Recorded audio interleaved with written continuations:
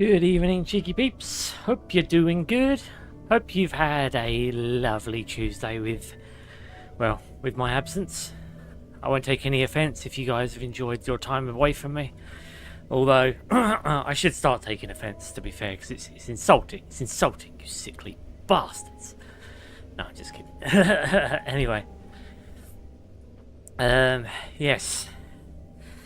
Today we are doing more Chronolith trials. We'll have a little look at this one. But we are going to do some much needed lore reading after this one. I'm going to do a first run, which is going to be a bit of a busted flush. We're going to give it a look. I'm probably not going to win the first round if this is as hard as I think it's going to be. But yes, we will see. We will see. That's why the treadmill is going. When we get into serious mode, I will pause it. We'll have to resume. I'm going to need all the luck I can get. But anyway, yes, this is a stream for the Chronolith trials, or part 2 of the Chronolith trials. And obviously we've got a chunk of lore to consume in between it as well. And yes, this is all before we run the end game. And then potentially a hard mode run to top everything off. But anyway, if you enjoy my content, please throw a like and subscribe my way, as it really does help my channel grow and flourish. Alternatively, find me on Twitter at @laststitch, posting various news and updates. And with that said, let's get cracking, shall we? Here for Stitch to rage at the Ramo Chronolith. Oh yeah. Bob, you're an addict. You're an addict, Bob. You're an addict! Welcome to the party, pal! But welcome to the party all the same. You had the wrong time listed, Stitch, did I? 12th of November? Oh yeah, it says 9 o'clock. Shit. Okay, that needs to change. Can I change it now? That the stream has started? I guess not. Sorry guys, it's 7 o'clock. I don't know why it says 2100. I thought I made it 19. Oh well. Mistakes happen. Mistakes happen, guys. You'll live. You'll live. I believe in you. It doesn't look like I can change it, though. Customization. Can I change it? Gaming. Audience. No, I don't seem to be able to change it once the stream has started. Which is great. Considering it's YouTube system. Oh, well. Doesn't matter. People will just rock in when they do, won't they? Still can't believe you do all this on a treadmill. That's actually honourable. Well, I need to burn off all of the junk I eat, and I do a hell of a lot of gaming, so it has to come off somehow. So that's why I thought, you know what, I'm streaming for what, 6 hours a week, so 2-3 hour walks should be pretty good for burning calories off. But you know, it is what it is. I tend to find, if it's anything where I've got to be really focused and precision is key, that's where I tend to find that it's more difficult. I tend to fall over or start to fall over, and usually that's when I'm like, okay, we probably need to, I probably can't do this, I probably can't do this particular sesh on a treadmill, so I might have to like stop the treadmill. But still, yeah, it's an extra little layer of challenge, I suppose. It's actually quite fun. Because, you know you're burning off calories, but at the same time you're doing the old, you're getting everything that you need. You're getting a bit of fun as well. But yeah, that's why I sound out of breath sometimes. Probably is also why my attention span isn't super great as it used to be. I used to be pretty razor focused, but again, it's because, you know, sometimes, I mean, you probably can't hear it, but sometimes I do fall over. So, you guys would love to see it, I'm sure. Get Mr. X and Goji in here. There's the berry. Welcome to the party, pal! Hello, Goji. Welcome to the stream. Me and my agent are currently in contact with Audible Amazon to get Stitch to do an audiobook readings for Final Fantasy novels. I don't blame you. What can I say? I'm an acquired taste. emoji. Sticky rage. Oh man, you know I love me some sticky rage. Welcome to the DM. party, pal. Yeah, you guys are certainly going to get a bonanza of it today, I imagine. We're doing the first round on treadmill, and then afterwards we're going to see. Well, we're going to see. I'm a bit nervous because Bob's picked this one, or Bob / Mr. X have picked this one because they probably found it very difficult. So I'm nervous about what kind of shit is going to go on in here, but we'll see. The Leviathan one was piss easy. I did it on attempt 1. But then I think the Leviathan skill set is pretty much a cheese moveset. I think I could probably kill the last boss with it quite easily, and I'm going to be using it probably in the new game in the Final Fantasy hard mode one to see if I can cheese anything, because I might have to. Get in my popcorn. Goji with the... Eat your popcorn, DM, you bastard. Goji with the Mojo Jojo. Junior Shabadoo. Hello, Bob, by the way. Alonzo, DM. Still drawing Sticky, still drawing it. Good stuff. Keep at it, mate. Keep at it. Right, here we go. Hand of Latmus. Trial by Thunder. Win this ancient menhir. Don't even know if I'm saying that right. It sounds weird when I say it. Menhir? Munha! I don't know. Awaits a harrowing trial in which Clive must race to overcome a host of deadly foes, wielding the blessing of but a single icon. Ramu! Begin the trial. The thunder is with me, people. The thunder! And if you only knew the power of the dark side. Yes. Anyway, Right, what have we got of Ramu's shit? Pile drive. Okay, that's not bad. I'm used to that one. Oh, and the, just the standard lightning bolts. Okay, powerful thunderstorm. 120, stage 1. What do you want me to do? You want me to lock on ball line for single bind justice onto a single enemy? Okay. Enemies single. So should I do more bind justices? Is it bind justice? Blind justice. Jesus Christ, I'm so fucking terrible at reading at the moment. Hit 2 enemies with a single pile drive. Hit an enemy with a thunderstorm. Punish. Downward thrust attack. Yeah. Precision dodge. Ability finish. Multi-burst again. Okay. Stitch, you might be able to beat the final boss blindfolded while on the treadmill too, to be honest. What, with the Leviathan skill set? That I would believe. That's how cheesy that moveset is. That's why I love it. It's so game breaking. Power of the dark side, rough. Finally, not the only one who can't read shite. Well, to be fair though, DM, there is a lot of reading in this game. I'd be surprised if I got a little bit of it wrong. I read like a damn third grader.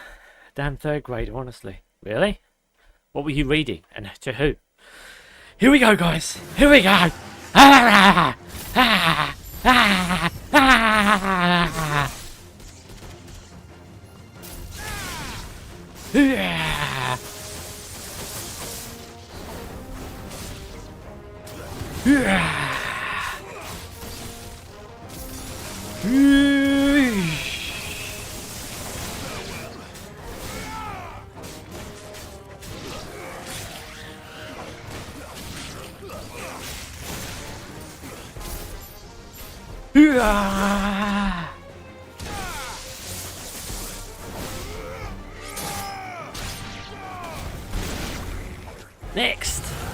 Next, what's all next for old Stitch a bar? Ah! Ah! That's right. Oh shit. Next. Oh, it's this guy again.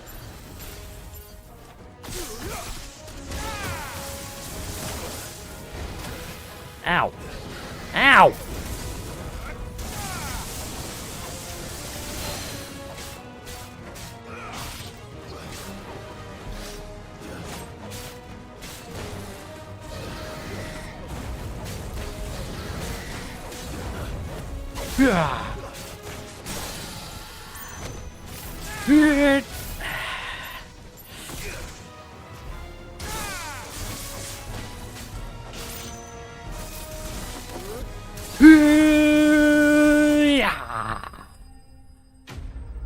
Electric Fun Doobaloo. There we go. What do we get? 255. Is that a good first round? Is that a good first round? I read what I read. What, the back of a packet of pork scratchings or something, do you? Then the cat in the hat stepped up to bat, pulled his gat, and rat-a-tat-tat. The rat went splat. Ah! See, I read that, alright? I read that, alright? You better believe it, you motherfuckers. Don't test me, Goj. Don't test me. Don't test me unless you're going to be frugal with the berries.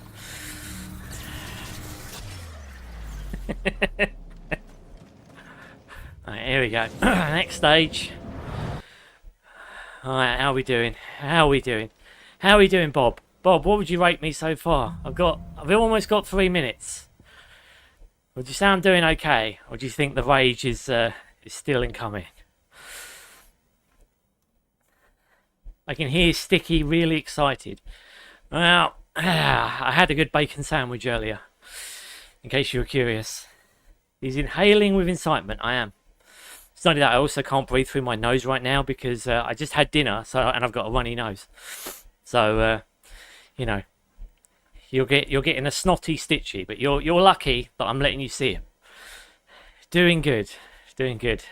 I'm not sure if Bob's lack of words is a good thing or a bad thing. It's probably because in a minute I'm gonna feel some pain. As the moves changed at all, pile drive and oh no, we got the lightning ball. Okay, so things have changed a little bit. Bacon sandwich. This is the worst Tony Hawk's Pro Skater gameplay I've ever seen. Well, I don't know what to tell you, Gage. I'm doing my best to impress. I tried doing a kickflip in that last fight. It just didn't work out. Instead, he conjured lightning instead. Doesn't matter. I'll take the lightning. Here we go. Let's go. Oh, shit.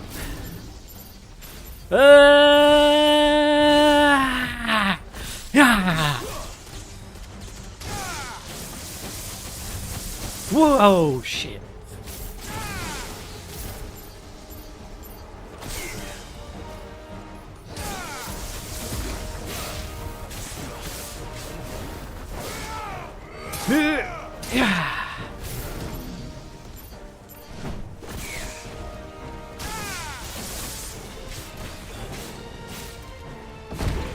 Oh, okay, that wasn't good.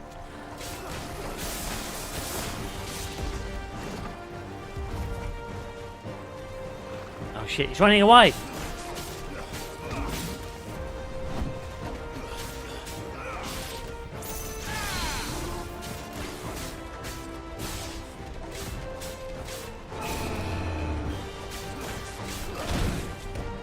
Oh shit, he's doing Brahma Ball mode.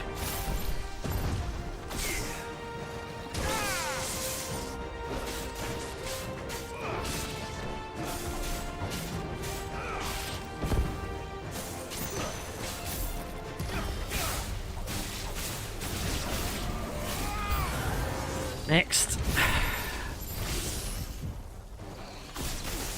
Oh! Ah, yes. Yes.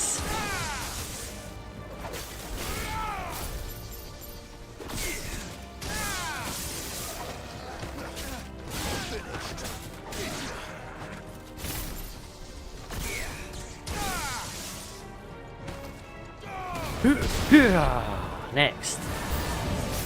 Oh my god. Oh my god. Too many bombs. Ow.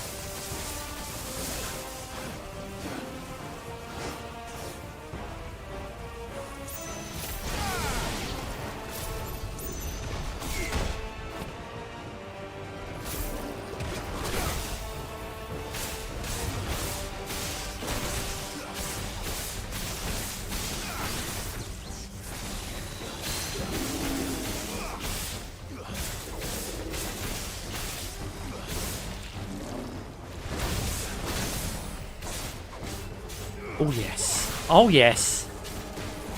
Oh yes. Farewell. Farewell, bitch. Farewell, bitch. Ah. Oh. I'm even having a heart attack or my watch is beeping at me. Right. Well, 3:29. Maybe I can pick the time back up, Bob. Wasting too much time on him, bro. Michael Jordan was a lightning bolt on the Seattle Supersonics baseball team where he kicked and scored many goals. Is this Goji facts time, Goj?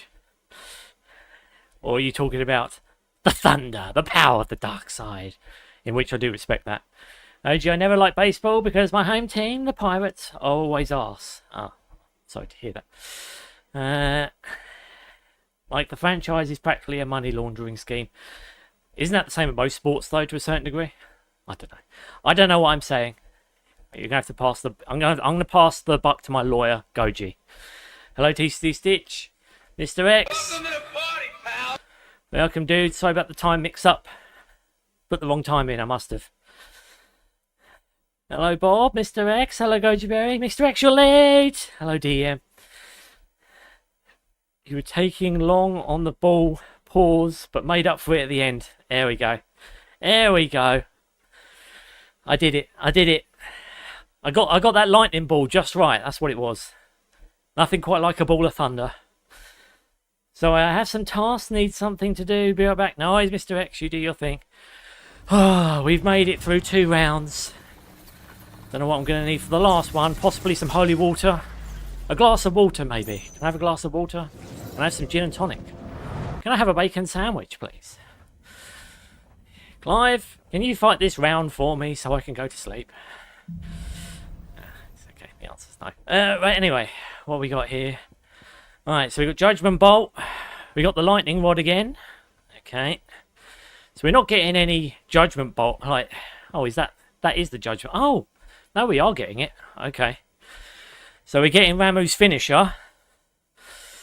And the Lightning Rod. I remember back when I first saw the Lightning Rod, the Lightning Bolt. I think it was called Lightning Rod, was it, in the original Final Fantasy VII? That's when I first ever saw it. I remember Ramuh standing on top of that fucking mountain that propped up out of nowhere and was like, ah! And now I'm throwing the staff myself. I'm throwing the bolt myself. That's what I'm doing. I love it. You need cucumber water, Sticky. I need bacon sandwiches. Lots of them. Don't you get it wrong. At least the blind justice is a pretty good, easy metric test for getting some good points. Especially if you're dealing with a mass of enemies. It's going to be hard in the 3rd round, but we'll see. They updated Ramuh from how he played at launch, so possibly that's why it isn't as inconvenient. Oh, okay. So they've changed Ramuh. You trying to invalidate my success, Bob? Don't you do it. Don't you do it. I'm doing awesome. I'm just kidding. I acknowledge I'm not very good at this, but we'll try. We'll try. Oh shit! Ah! 9 balls of lightning for your ass!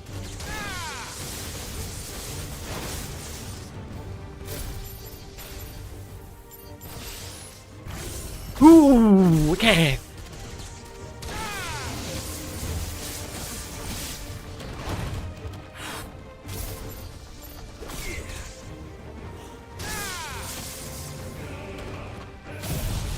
Oh shit.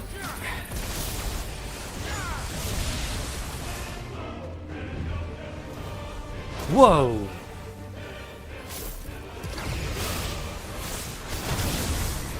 Holy shit, that hurt.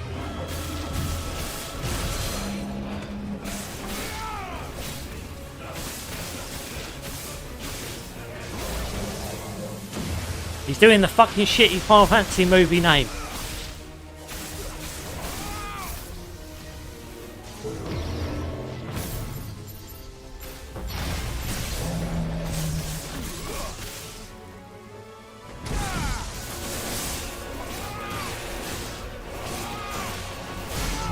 Right, that's the one done. Oh shit. Hooah!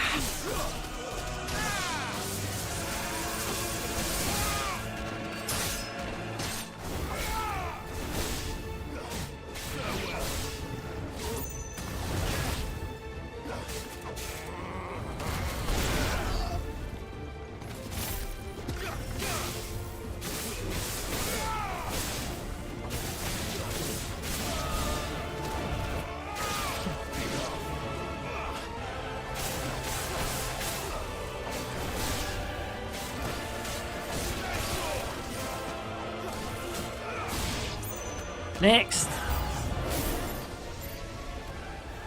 Oh my god, we've got two.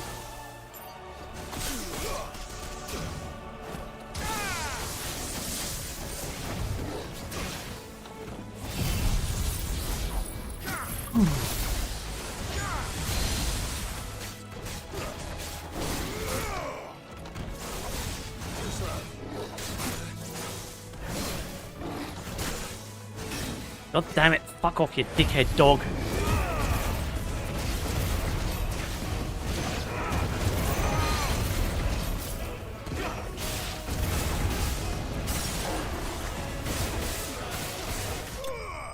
Oh yes.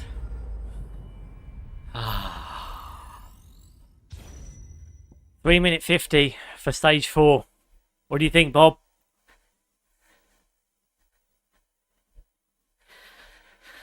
Yes, because I'm salty you're going to get this first try. I don't know, I might not. I got 3 minute 50. I think when I did it with Ifrit, I think the first one was like 4 minutes, didn't I? I had like 4.5 minutes. This shaved a bit of time off. Stitch, you're scaring me. I can't help it. Can't help it. I'm in challenge mode. PlayStation pulled an Ubisoft on me and announced the next entry in one of my favourite franchises is going to be a mobile game. That's how you know it's made it to the mainstream though, Goj. Ratchet and Clank Ranger Rumble. Uh-oh. Yeah, you're in for some shit times then. You'll get the W. I hope so. This would be amazing if I do, because I'm on the treadmill. This was meant to be a trial one. If I do this first go, I'm going to be pretty sick of myself. I'm going to be pretty amazed. Because I was expecting this to be a nightmare. So far, the moveset has been pretty...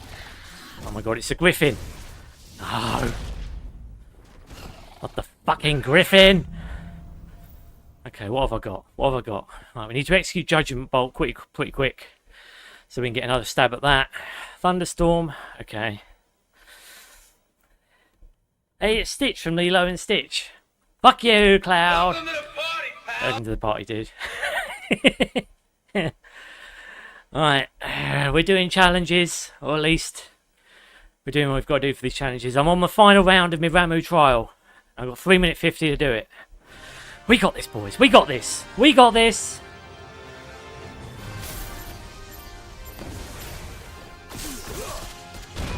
Oof. Ow. Ooh, Judgment Bolt, bitch. Ah. And yeah. Whoa, shit.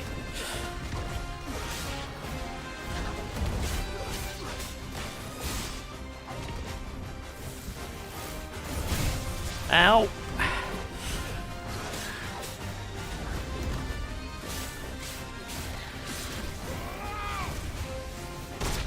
Ow.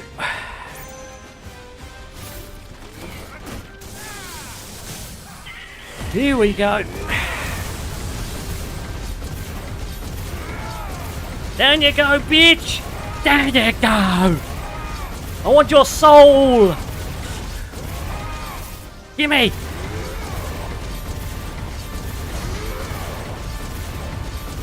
Give me that soul! It's in your asshole, I'm gonna find it. Whoa, shit.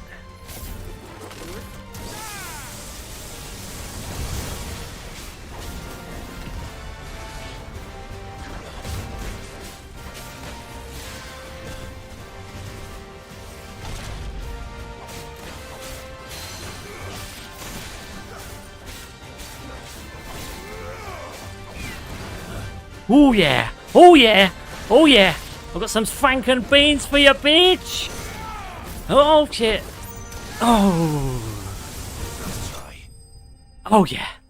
Oh yeah! Ooh yes! Yes!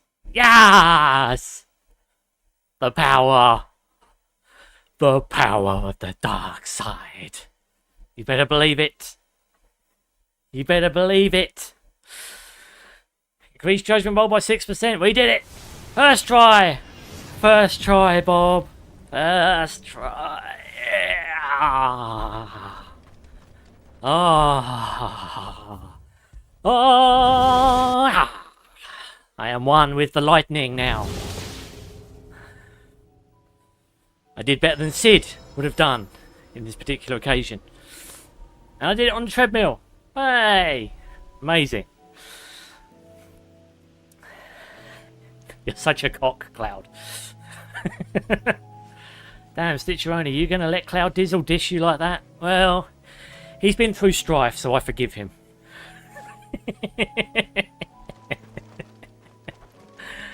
Oh, dear me, that one never gets old, but no one else laughs at it. I'm the only one who ever finds that funny. Oh, well. Oh, well, indeed. I'm not saying that word, Coach. We'll have the stream cancelled. W, that music, though. I know, hits hard, doesn't it? We did good. We did good. That was round 1. Well, we gotta get going, guys. Gotta work. Oh, shit. Well, you didn't get to see Rage. You didn't get to see Rage. I didn't give you your dessert of choice. The, say you're gonna have to go home and go to bed tonight crying that you didn't get Stitchy Rage. That's reserved at the moment for Hollow Knight Silksong. Just FYI. Anyway. Gotta give him credit. I know I did good. I did good. It wasn't actually that hard. I thought it was going to be a lot difficult. A lot more difficult. I thought the enemies would be more crazy, or at least what they expected of me from combos was going to be a nightmare. But it was actually alright. It was actually alright. I'll let you have at it, Sticky. Sticky Bandit, get it right. You gotta get it right, you can't get it wrong. I'll be back and draw some more laters. Good luck, DM. Remember, keep posting it up. I want to see what the next drawing looks like. If you say it with an African accent, it's perfectly acceptable. Gosh. Yeah. Well, let's be honest. That's probably why I don't get. That's probably why I never see hardly any comments on my community posts or whatever, because people are saying risque things on them. So yeah, N-word is definitely one of those things I don't think I can say, even in jest. I just don't think it's. I don't want to get my account closed. But yes, Koji is on point. Yeah. Don't worry, I'll rewatch God of War Ragnarok 2018 with some Uncharted. See the Garm scene. Or you should watch that scene where I fight that Jeep in the Chloe DLC. There's plenty of rage there. Because the amount of times that fucking area killed me on hard mode was craziness. To the degree that it took hours offline for me to even do it. It's a fucking joke.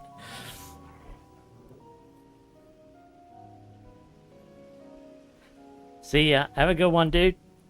Can you pick another fight, please, mate? I want to hear them sweet trumpets. Yeah, we need to find the next troll. Where's the next troll, Bob? Saying it with a British accent sounds corny, however. aka every British rapper other than 21 Savage. Don't know who that is, but okay. Bob, where should we go now? Which one are you thinking next? I'd ask Mr. X, but he's probably imagining his life with some waifus right now, and I accept that. That is that's his cream of choice, shall we say? But yes, where are we going now? Which one do you think? We did Leviathan. Well, Mr. X could probably attest to not getting his waifu to whisper it in your ear. Oh, are you thinking Shiva? Or are you thinking Garuda? Think you should do the Ramu one? I've done that. So I just did.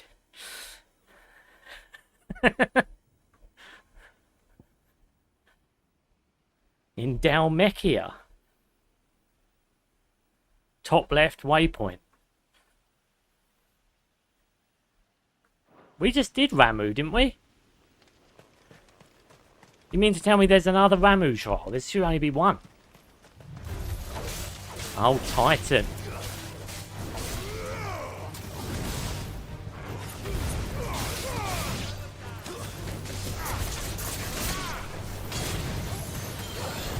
We're thinking Titan next then, are we? Shit. Okay. Get out of my way, plant. Titan Dalmechia. Okay, let's go to Dalmechia then. To find... Titan is the slowest one, to be fair. I imagine that would be the harder one to get any big wins in. But we'll see. We'll see what chaos we get up to.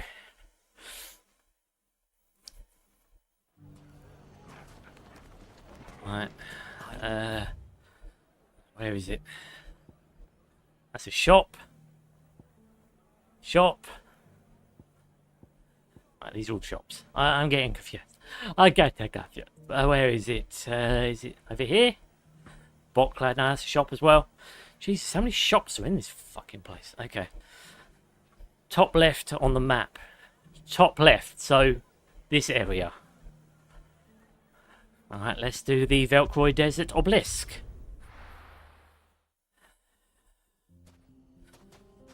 Oh, here we go. Chocoboco! Come on, Ambrose. Let me get on top of you. Fly, Ambrosia. Correct. Correcto mondo.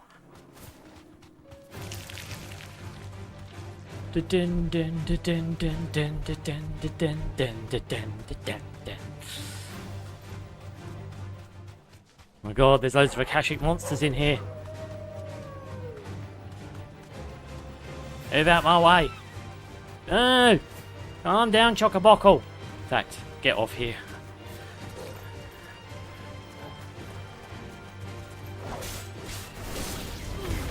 Stay away, evil hound.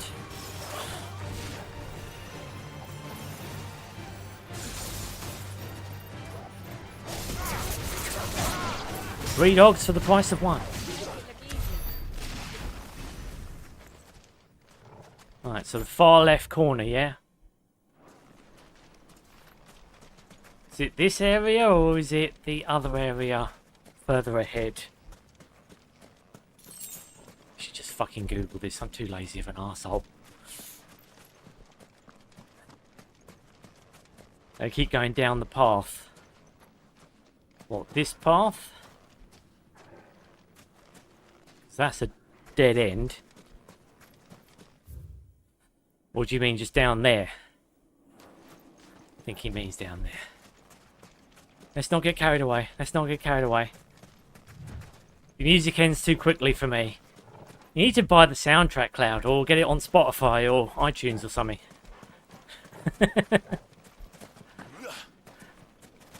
Seeing as that is clearly your jam. No, you turn around, go forward. Up here? Am I thinking right, or should I head into the desert, or what's the name of that song?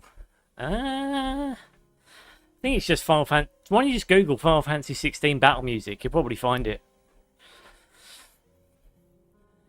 Yeah, along there. Okay, cool. Keep going.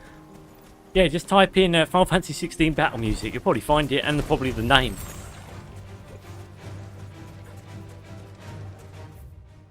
I don't know off the top of my head.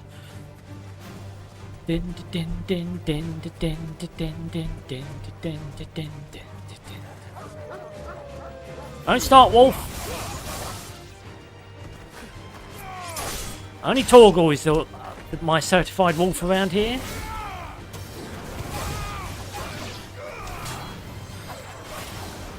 I will not accept anyone else trying to be the wolf.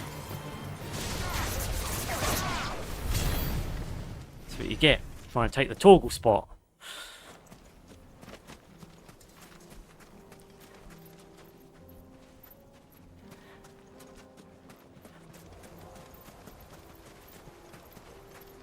No Mr. X. I think he's got work shit going on, but he was here. Oh my god, it's an evil... It's a green slime. Hey, Stitch. Hey, lady. Welcome. Welcome to the party, pal. Welcome to the party. Lady in his house. Absolutely. Don't try and fire a stoner Joe at me. It ain't gonna work.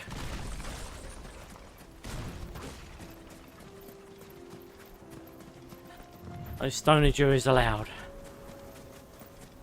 Right, it's not up here. It's the far eastern bit.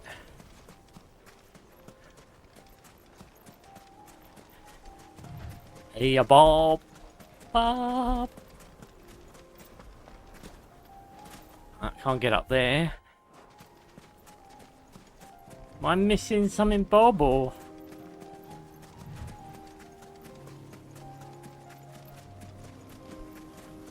Oh, there's chocobos out here. Certainly not in that corner. Maybe it's down here. Getting Stitch to follow the map is frustrating. Yes. I know. I trust you guys too implicitly.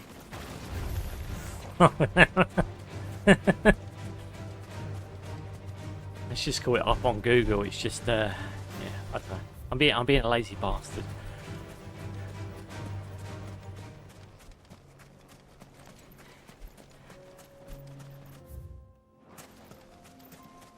Oh shit! Stay away from me! You're not worthy of my flaming arse. There it is. There it is. Ow! Deek! Don't burn my bum! Go back to the shithole where you came from, you motherfucker! There we go. Alright. Another chronolith found. Fancy seeing a chronolith like you in a place like this, eh? Found it. Badass tune. We're gonna get to hear it again, Cloud, so don't you worry. The Titan challenges heroic at the trial by earth. Within this ancient men here, it's a harrowing trial in which Clive must race to overcome a host of deadly foes, wielding the blessing of but a single icon. Titan. Now the Master of Earth. A Cloud. Mr. Strife is here. Right, what have we got? What moves have we got? What moves have we got for this trial by Earth? We got Raging Fists. So we got to do a good fisting. Like what I did there, guys. Like what I did there.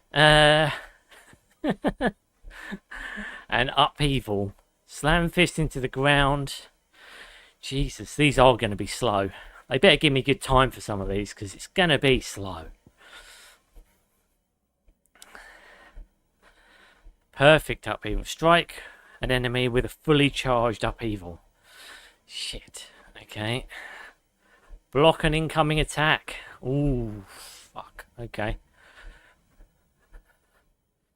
How do you block it? Do I just press circle at the same time? Perfectly executed. When a guard is timed perfectly, X can be used to launch.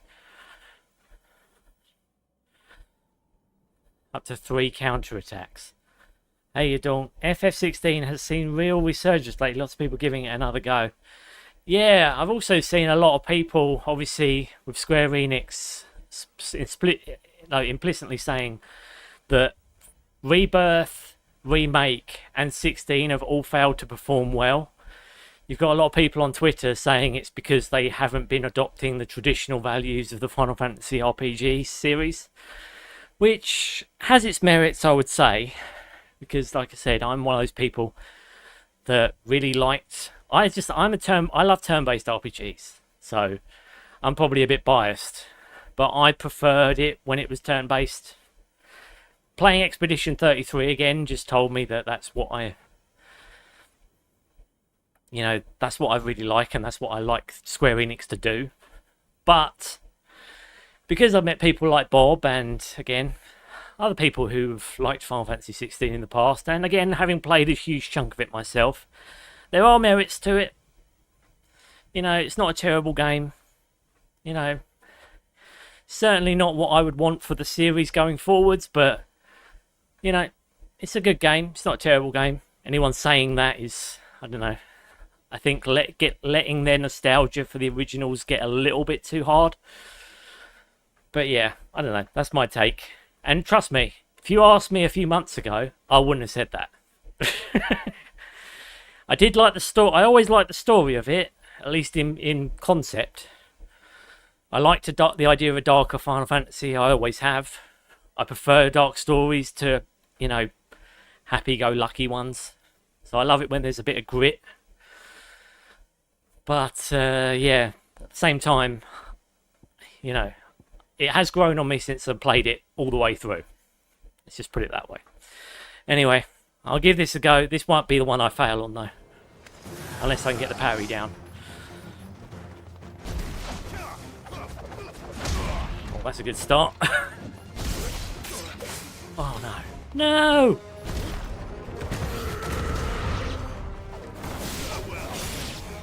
Jesus, it is overpowered.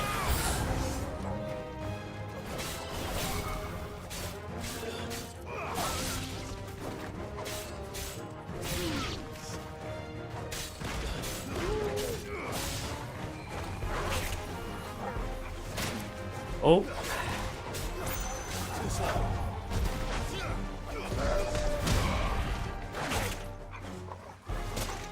Ow.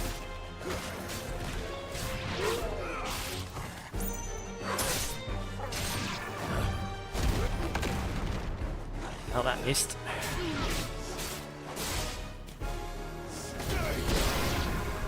It's that one.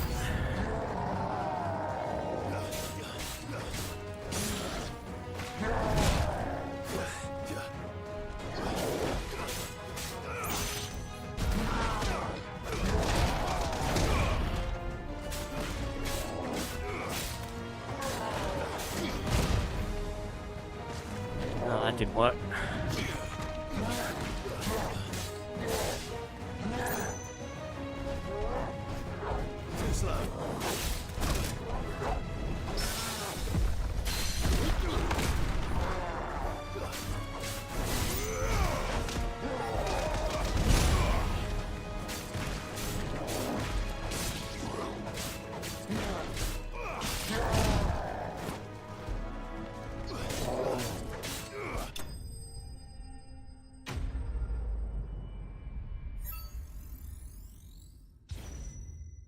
Imagine one more surprise DLC for this game would be Kino. Yeah, well, I think it's too late in the game now. Not only that, they've already acknowledged that none of these games performed to their expectations, as most of these companies love to say, even though I think that's a silly metric, personally. But yeah. It's a troll from Harry Potter. It sure is. Honestly, Stitch, I'd restart this trial now. Really? Okay. Yeah, it wasn't exactly a good start, was it? I could tell. It was game over already. It's just the Leviathan moveset is very, very fucking finicky. 59 seconds for a first round is certainly not good. What exactly do you want me to do? 3 precision blocks. See, that's not easy, but okay. 6 Titanic counters. Block an incoming attack, land a counter with a single raging fist. Yeah, see, these are going to be challenging. Punish. Evade, precision dodge, ability finish.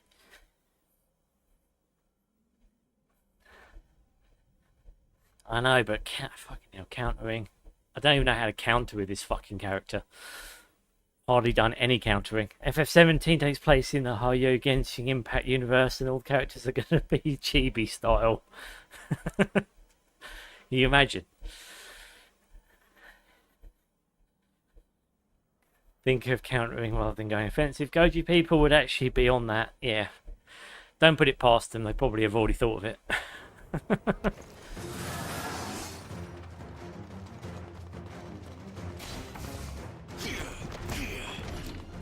Oh, then hit me.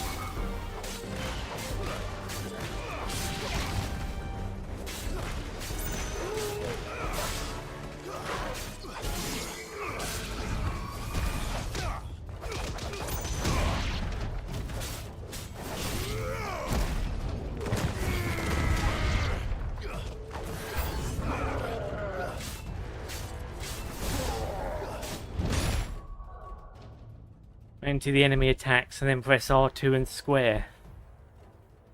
R2 is it? Okay.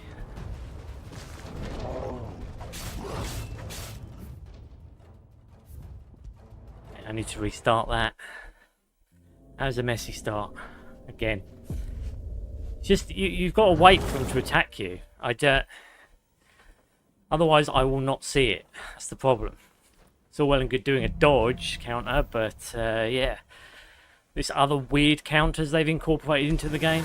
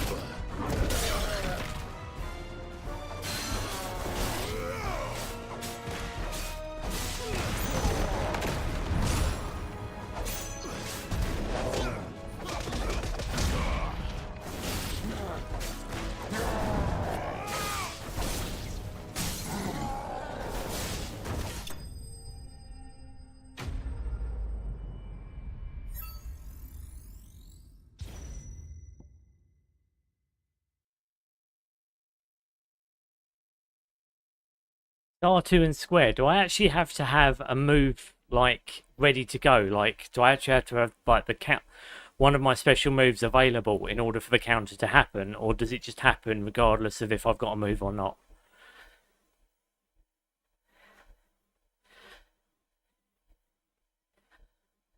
Wait until enemy attacks, then R2 and square.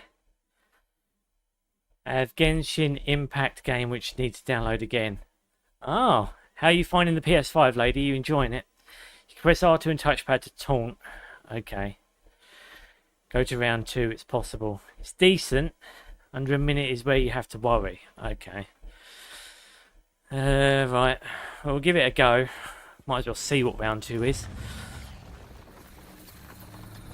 That battle theme going to be my new workout tune. Well. We've made a Final Fantasy XVI fan out of Cloud, at least in the music department. For that, you have to have it ready to use. You can always block with circle, however. You see, that's the thing, though. Like, so I need the ability. So, in other words, then, I can't use one of my abilities until one of these arseholes attacks me. I mean, how much do I get for it? Striking them in fully charged wind up. Oh, I've got different powers now. Okay. So fully charged wind up. I've got 2 wind up attacks. Perfect upheaval. Precision dodge. 3 precision blocks. Titanic rampart.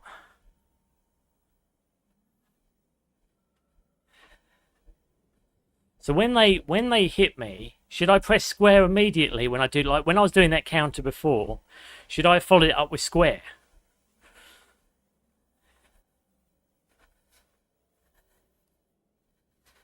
Cloud is a legend. Soon we'll get him to try it and making combo videos out of the game. There you go, you see?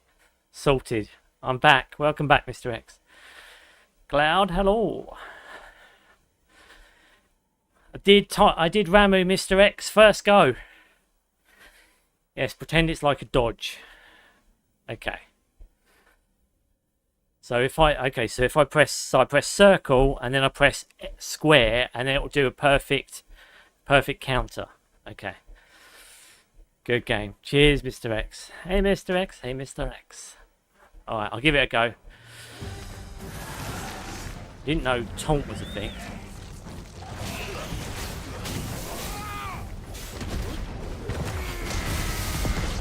Oof.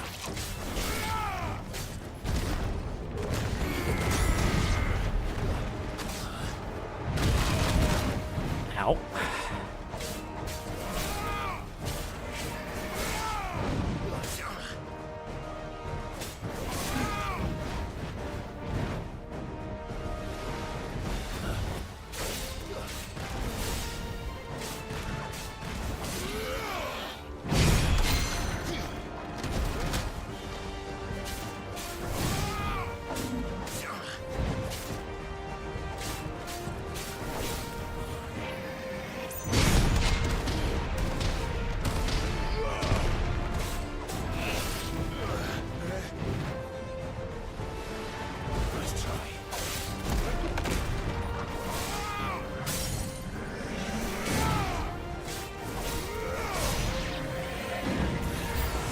That one done.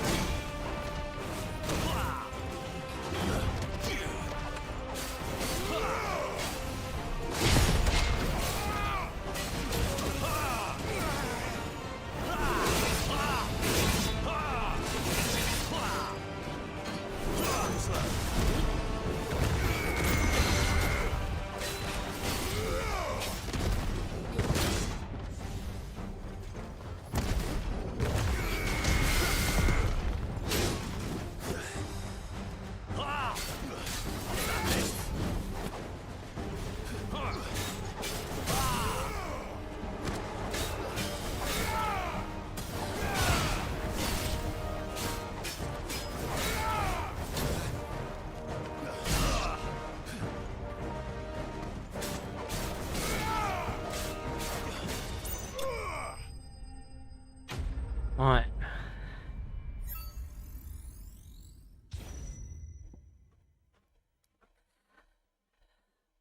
For the R2 square ability, once enemy hit connects you, can actually mash square to keep the attack going longer. Even I didn't know that until like a month ago. Oh, they changed it. What we're talking about applies to the first ability in the trial. Oh, really? Oh, okay. So what, that's no longer applicable here then? You're good. For now. Too little time for stage 4 with Titan. Really, Mr. X? Okay. Well, we'll still see what it is at least. I've already quit out of this a couple of times because of, well, not being used to Titan's moveset mostly. Alright, we've got the punch forward. Oh, we've got Earthen Fury now as well. Oh, okay. Jesus. I haven't actually used that. Lateral Fury. Titanic Payback. So in order to counter then, Bob, I just press circle, and then that initiates counter mode, and then I keep pressing square, and he'll do a combo, yeah? That's how I do the counters, the Titanic Payback and this shit, yeah?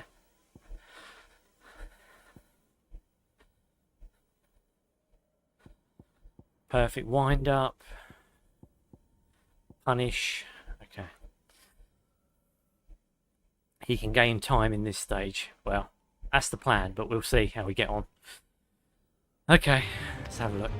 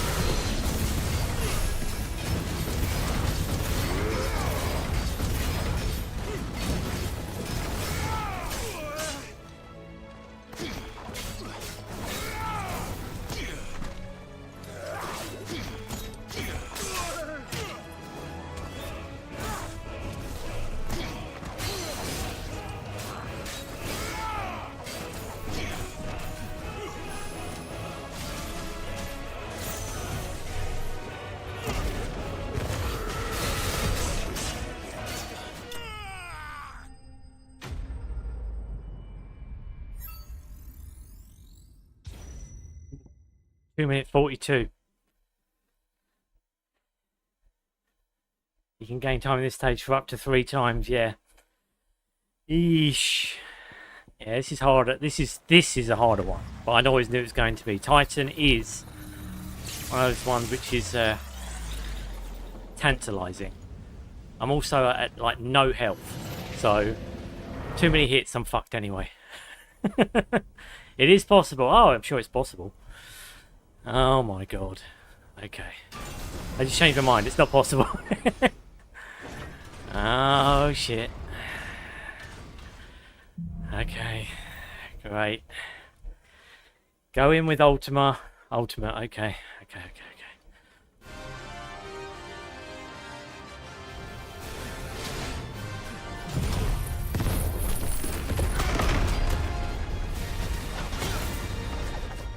Shit. I keep forgetting that move.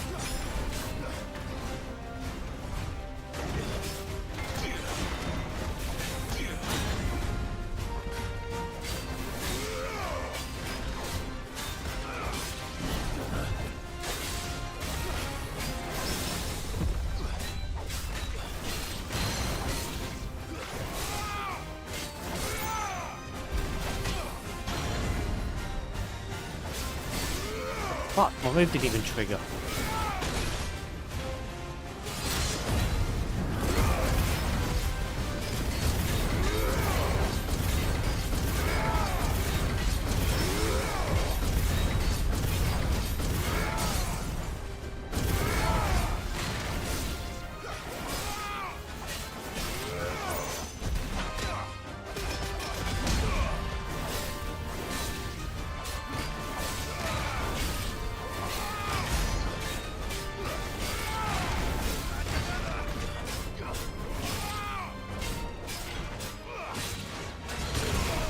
Ooh.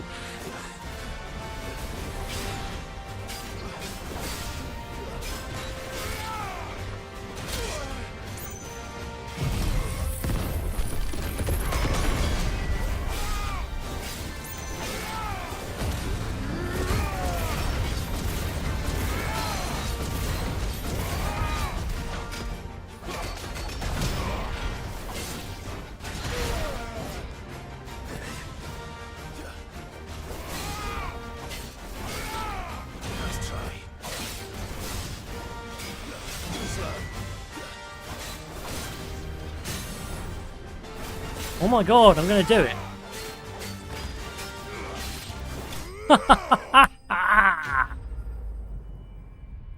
Jesus Christ. Did it? I did it! Fucking hell. Okay. Didn't think that round was gonna do it, but it somehow did. Going the ultimate, I told you so, tcgstitch. Yeah, I know. But still, I managed to do it. Fucking craziness. It's fucking crazy. It's bananas. I think he has it. I did have it somehow. W. Good game, good games. Jesus. Increase Earth and Fury damage by 7%. I needed over 3 minutes. Really? Okay. Well, it's... I'm amazed I actually got through that. I thought he was going to kill me in that round. He didn't, though. Hey! Hey! Another trial done, guys. The hardest one so far has been the first one. Phoenix. Good game. Look at that. Look at that. Look at that. Right. Now, I know you guys don't want to hear it, but now that we have done 2, we have to check out the lore. Mr. X, feel free to mosey on to do work if you need to. But now that we have consumed 2, I need to cleanse my palate with a little bit of lore. I know, everyone's favourite answer to everything that I do. Oh, come on, Stitch, do we have to do more? Yes, we have to do more lore, guys. We have to do it. We have to do it. It's like taking your medicine. You've got to take it. You've got to take the rough with the smooth. If you want to cure your ailments, you take cowpole. That's what my mum always said. There we go. Let's do it. Is knowledge lost. If you have a question for me, I should be happy to answer it. You guys love lore. You love it. Be honest. Right, we're going to read about the mother crystals, and you are going to like it. You're going to eat your vegetables. You're going to eat your carrots. Do what Joshua couldn't do. He couldn't eat his carrots. Yet they were good for him. This is good for you. You just don't know it yet. You guys will be protected like inside. You'll be cleansed. You'll feel better after a bit of lore. Trust me. Anyway, the mother crystals. Though the people of Valisthea rely on the crystal mined from these mountains in their everyday lives and flock to the ether-rich lands around them in pursuit of their blessing, Sid points that it is in fact the mother crystals and their ability to draw ether from the earth that is the reason for the Deadlands' advance. The few who learn this truth are hunted down by those in positions of power, those whose power rests on their control of this crucial resource. See, like, I can tell you guys you're loving the lore reading already. You are loving it. Again, you're taking it well. Good for you. Good for you. Keep eating your carrots. You'll be alright. Alright, another crystals. Enormous, glassy mountains that once towered over the lands of Valisthea, providing the crystal that the people of the twins relied upon in their everyday lives, while at the same time leaching ether from the earth. Clive and Joshua learn that they were planted here by Ultima for that very purpose, that the creature might accumulate enough ether to cast a supremely powerful spell, one that would remake the world. See, I made it interesting. You gotta be honest. I should write a book. And I should do the audiobook for all books. All books in print. You shouldn't use anyone else, they should use me, because I'm good. Anyway, the Deadlands. Not to be misconstrued with, zombies and shit. Barren wastes where the ether has dried up entirely and no longer gives the land life. Not only does this render magic all but unusable, but the ground and water are also stained darkest black, and not even the smallest seedling grows. Little to the knowledge of most Valistheans, the spreading blight is in fact driven by the mother crystals that drain away the land's ether for Ultima's ends. Though the beings flew to Valisthea to escape the blight, overuse of magic by the human civilization that followed only succeeded in despoiling this last unblemished land. Where did he come from, though? Like, he left a land to come to this land. This is what I don't get. Ultima left a land from before. I thought he just remade the world again. But it seems to imply that he came from somewhere else, that he'd fucked up. And was like, right, here we'll get a fresh start. And then humans came and started leeching it of all its shit again. At least that's how I understand it. Correct me if I'm wrong. But yeah. Crystal. Not to be misconstrued as crystal meth. We're talking crystal here.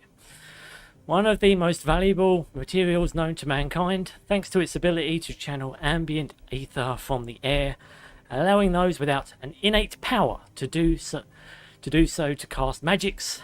After Ultima cast Primogenesis and the skies over Valisthea darkened, many of the municipal crystals that fired forges and field wells began to fail. In certain areas, even those rationed shards that the people relied on in their everyday lives lost their spark, making life all but unlivable. Until they found ways around it, that is. Because, I mean, let's be honest, Clive's lot have already figured out ways in which they can still grow shit somehow. Some new soil, maybe? Some new soil, and yeah, it's just, I don't know.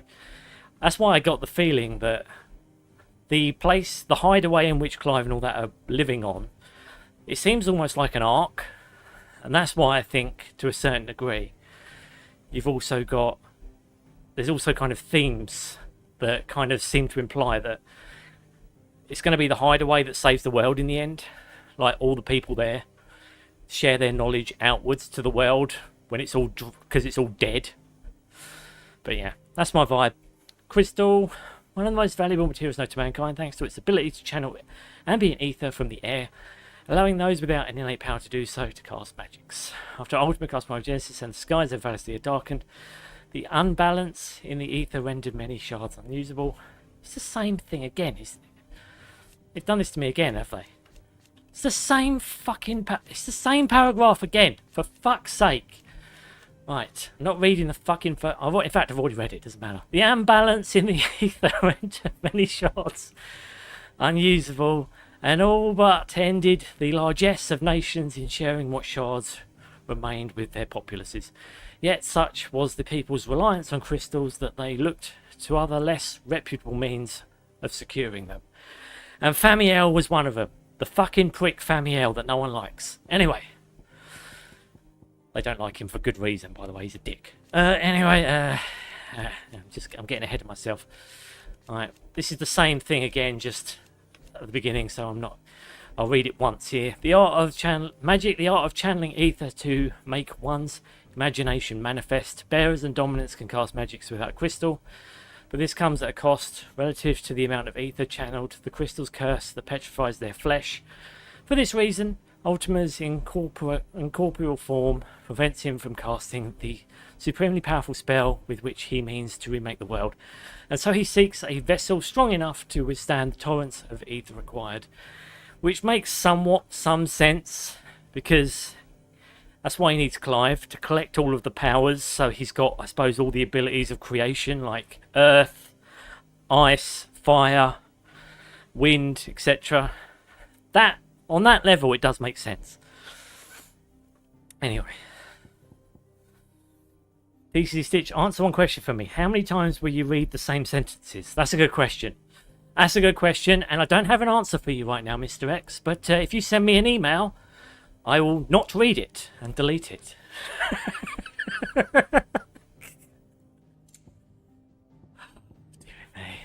I'm kidding, mate. I'm kidding. Even goes where we'll even start to get bored with the same words. Mr. X, you're too much of a lore hater. You need to learn to embrace it. Anyway, I'll just read the last entry here, because this is the other issue I have, right? The lore entries, they only tell you that there's something new. They don't tell you which tab is new. They only tell you the tab, like the whole tab. So you either have to assume that you've read this before, which I can't be sure of, because some of these are probably 2 tabs that I haven't actually read. It wouldn't have hurt them, would it, to find a way of making it, or does it stand out? Does that outline mean it's new? I just noticed the outline goes gold. Is that a sign that it's new? Or is that just a sign that it's the last entry? I mean, fuck knows. Fuck knows. Just, anyway. We'll just read the last entry. Hidden truths. Dominant. Those with whom sleeps the power of an icon. The dominants are but a stepping stone in the creation of Ultima's perfect vessel, Mythos. When Ultima sowed the seeds of humanity, he imbued those assigned to protect each mother crystal with an elemental affinity, a power that would amplify over the generations until the icons eventually emerged. Though the memory of their power remains even after it is absorbed into Mythos, it takes an increasing toll upon their persons to summon it. And that's the one that kills them, right? That's why the other people died when they summoned their icons after Clive absorbing them. It's dangerous, I imagine. I think we kind of went over this. Laughing out loud. You love it, Bob. You love a bit of lore reading. Mr. X, I've got a bone to pick with you for terrorising my boy, Mr. Scott Kennedy. Cloud, you love a bit of lore as well, don't you? Don't you get up in my face? Don't you get up in my face? Anyway, icon, shattered aspects of Ultima's power given flesh by human hosts. It is the 2 Wardens of Fire, Phoenix and Ifrit, who together comprise this perfect form. The icons of the lesser elements serving as sacrifices to Mythos' altar in order to test and bolster the vessel's strength. Right, the first line is the same. It's the fucking same. Right, 8 elemental fragments were intended to test and bolster Mythos' strength, but one of their number, Leviathan the Lost, was forsaken by its master, judged to have been so profaned by mankind that it could no longer serve its original purpose. Clive, however, was able to draw out the final icon's power from the infant Walius, bringing Ultima's vessel to its full and perfect form. Yes, perfect. Right, that's that one done. It was his first day on the job at the Raccoon City PD, and it was totally ruined because of zombies. Or because zombies suddenly had lightning powers. The Fallen. This actually fits quite well into a zombie story, Cloud. An ancient civilization that thrived some thousands of years before the present day. Though no direct records of the fallen remain, early legends in the modern corpus speak of them as the Men of Magic.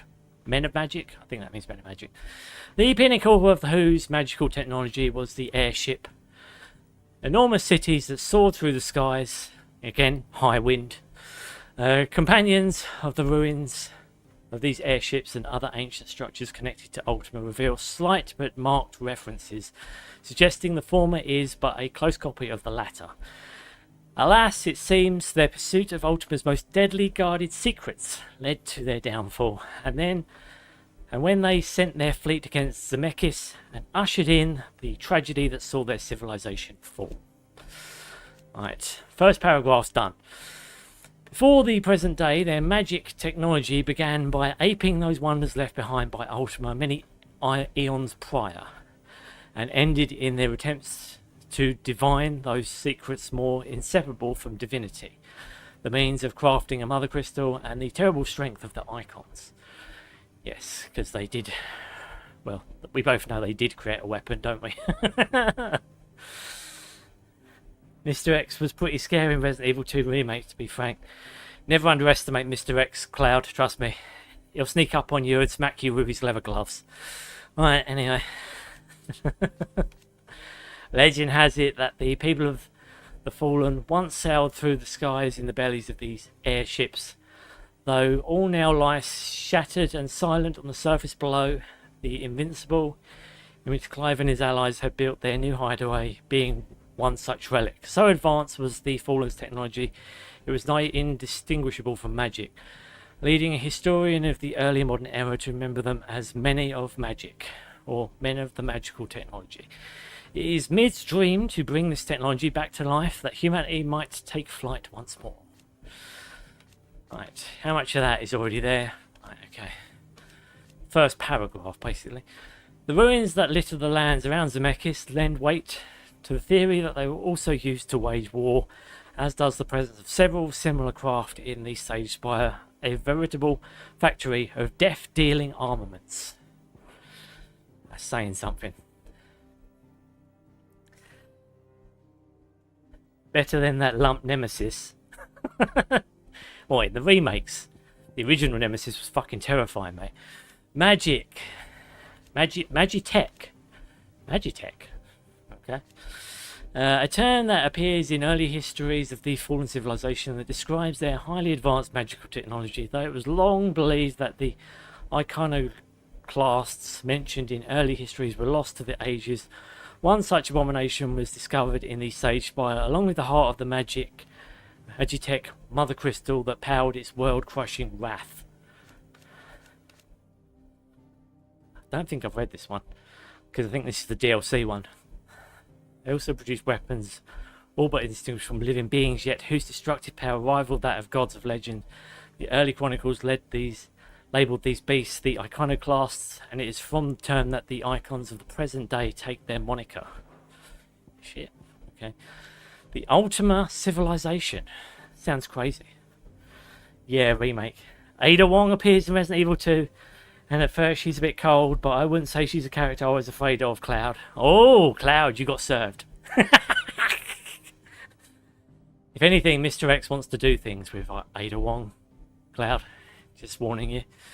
The Ultima civilization.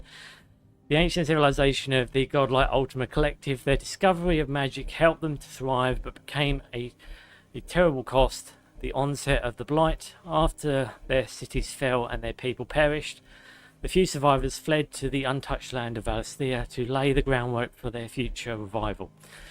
The Apothecary beneath Phoenix Gate and the Tower of Reverie in Waloed are both relics of their civilization and far predate those of the Fallen. Yeah, I know they took cues from Ultima's shit. That means he created the first magic, doesn't it? I think so, anyway. Areta Stone. This is where we're doing our trials, isn't it? A mysterious ceramic tablet that stands in the hideaway of a similar construction to other relics of the Fallen, yet seemingly Not part of the airship proper, its imposing appearance suggests some important function that has been lost to time, except now it works. Whatever strange secrets lies within it seems to react to Clive's presence and urges him to unlock his hidden potential. Well, that's saying something, isn't it? It's basically a Chadley. This is Final Fantasy XVI's answer to Chadley, this thing. I mean, it is less annoying than Chadley, I'll say that for it. Chadley's I also reckon Chadley's secretly evil because he's being controlled by Hojo. So, yeah. We don't like Chadley on this channel, just FYI. If you do like Chadley, you know, you're fired. I'm just kidding. Anyway, though it is closely resembles a relic of the fallen, the way in which it reacts to Clive's presence and urges him to unlock his hidden potential suggests some connection to Ultima. It is likely that this stone, as well as all other towers of similar construction that dot the landscape, were created by the creature before he entered his slumber in order to aid in the perfection of his vessel Mythos. Which is basically what Chadley's doing. He's making Cloud ever powerful to basically test him for Hojo.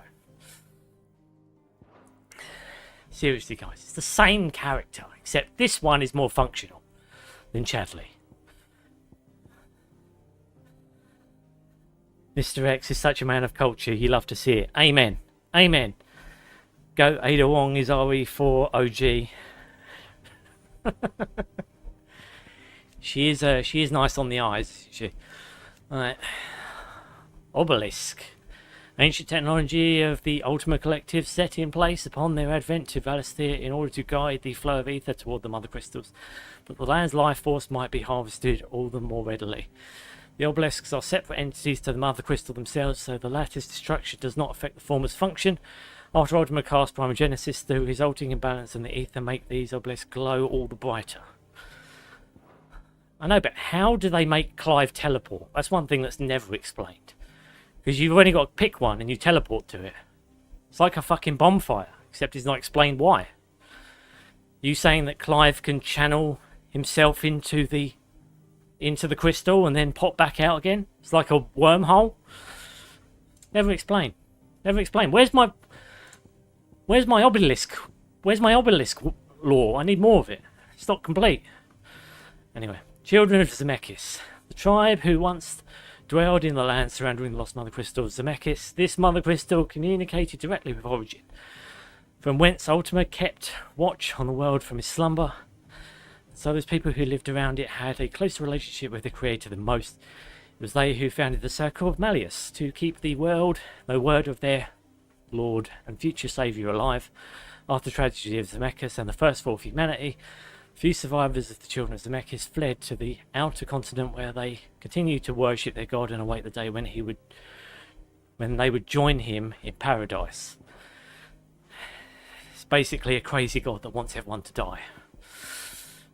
Worthy of worship, absolutely. Ada Wong looks best in red dress, high heels, and black stockings. Cloud. Man knows what he likes. The Saviour myth. On the teachings of the Circle of Malleus is the story that the Lord Almighty delivered unto his children a prophecy of their future salvation before hiding himself away in the heavens. Myth that lived on in many of the folk religions that would later supplant it. Though long considered to be naught but a legend, it is possible that this reflects a real historical event. Ultima's final words to his humanity before he entered hibernation deep within Valisthea. The few remaining sources disagree on Ultima's precise wording, but on 4 points they all align that on some future day of reckoning, the incarnation of the Lord would appear among mankind and remake the world. That the advent of this incarnation would be heralded by the emergence of several heavenly servants of great might. The Lord's faithful should rally these servants together in order to bring the incarnation into being, and that for their loyalty they would be rewarded with the greatest gladness. Again, sounds like cult behaviour if you ask me, but then again, it is a bit Old Testament maybe as well. Again, stuff that cults used to, well, seemingly rabble around. The Deluge of Blood. A great war that occurred in ancient times between the few who bear the blessing and the many who do not. It ended in a decisive victory for the unblessed masses and the signing of the Continental Accord, which cemented the systemic subjugation of the bearer minority. It was not until 100 years later that the first icons were to emerge, their human host being named Dominance, after the saviour myth Circle of Malleus, which held that the Lord's return would be heralded by the appearance of his heavenly servants, most wondrous and most dominant. Such was the awesome power of these creatures that the authorities had no option but to exempt them from the system of slavery, announcing them to be something other than a lowly bearer and deserving of the highest honour, lest they should side with their fellow oppressed and bring a second deluge upon the masters' heads. Really? Okay.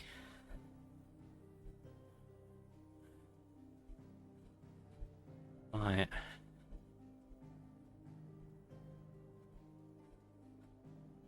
Should we exempt them from the system of slavery? And that's... So this is basically... So this is why dominants get an exception, unless they side with bearers. Which is, I imagine, why Jill was enslaved. Because she's technically... Well, she's Shiva, isn't she? So... Look at this. First paragraph across all 3 entries. Right. I would have read the first one.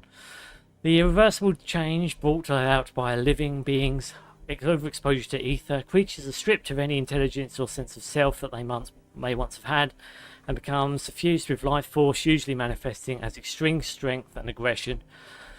Though most regard men who turn Akashic as naught but mindless monsters, Barnabas and Sleipnir claim they are in fact divine, because they don't have any will, which is what Ultima considers divine, right? He considers Clive and Joshua's refusal to embrace him as, well, as vessels, that, yeah, that they don't want to become mindless zombies. Crazy, really. Anyway, Ultima's casting of Primogenesis turned much of mankind directly, gifting Barnabas his Akashic army, and with the despair they wrought, he sought to strip the wills of the rest, making them in his eyes pure. Yeah. Well, in Ultima's eyes, technically. Great beasts. This is where we talk about... Actually, we haven't fought Tiamat, have we? Yeah, behemoths.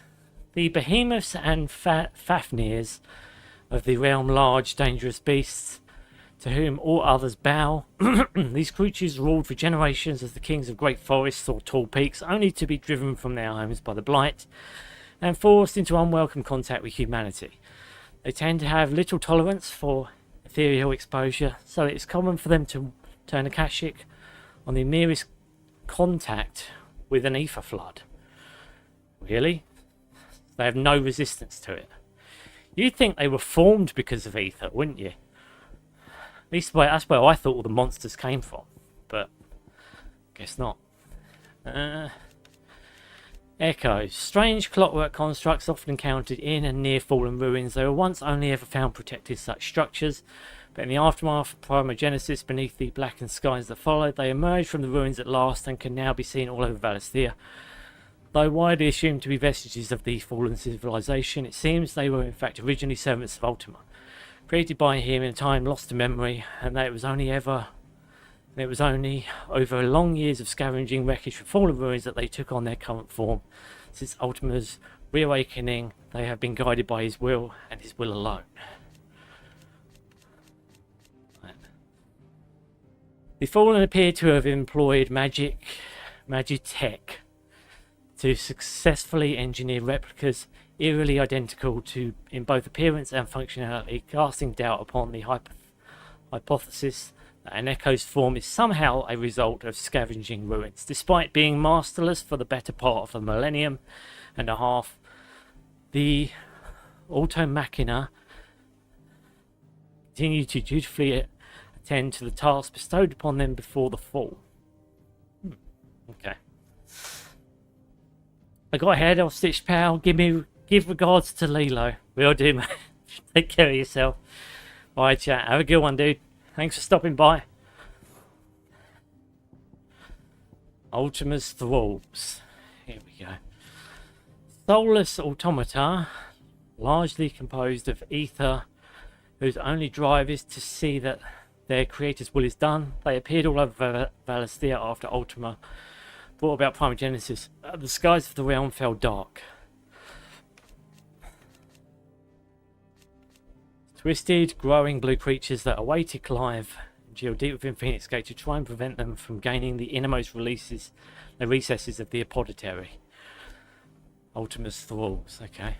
Soulless automata largely composed of ether, whose only motivation is to see that their creator's will is done.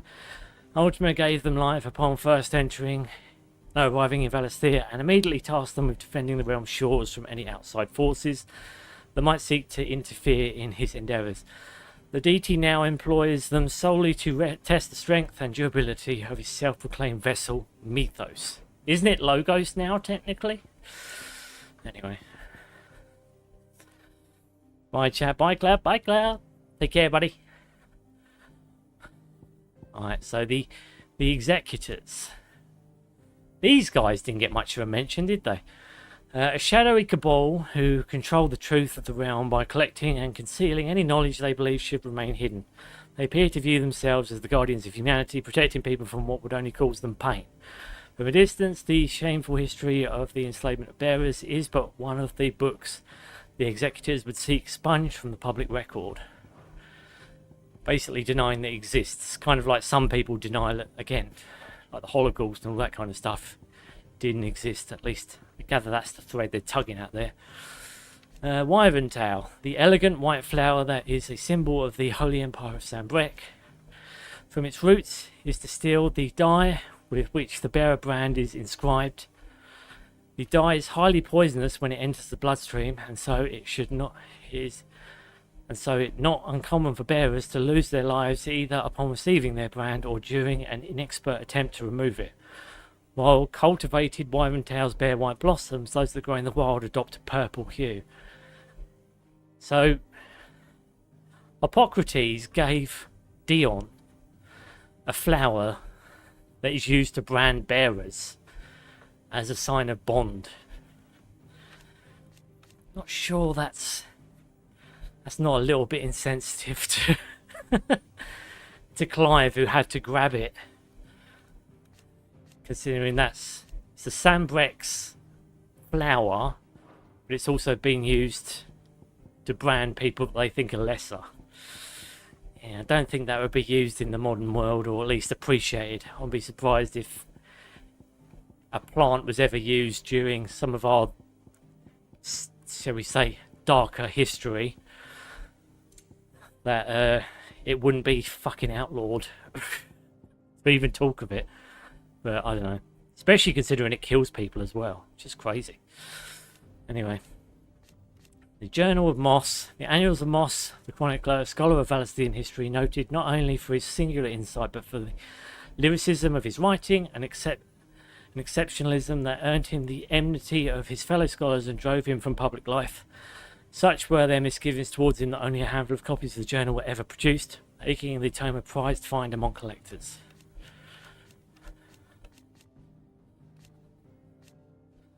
A season history note for a single insight indeed. Moss's journal is one of the few histories to speak at any length concerning the ancient circle of Malleus and the creature they worshipped as their god Ultima. Both Moss and his journal were all but removed from public life at the insistence of rival scholars, but at Joshua's request the Undying were able to track down a copy of the prized tome.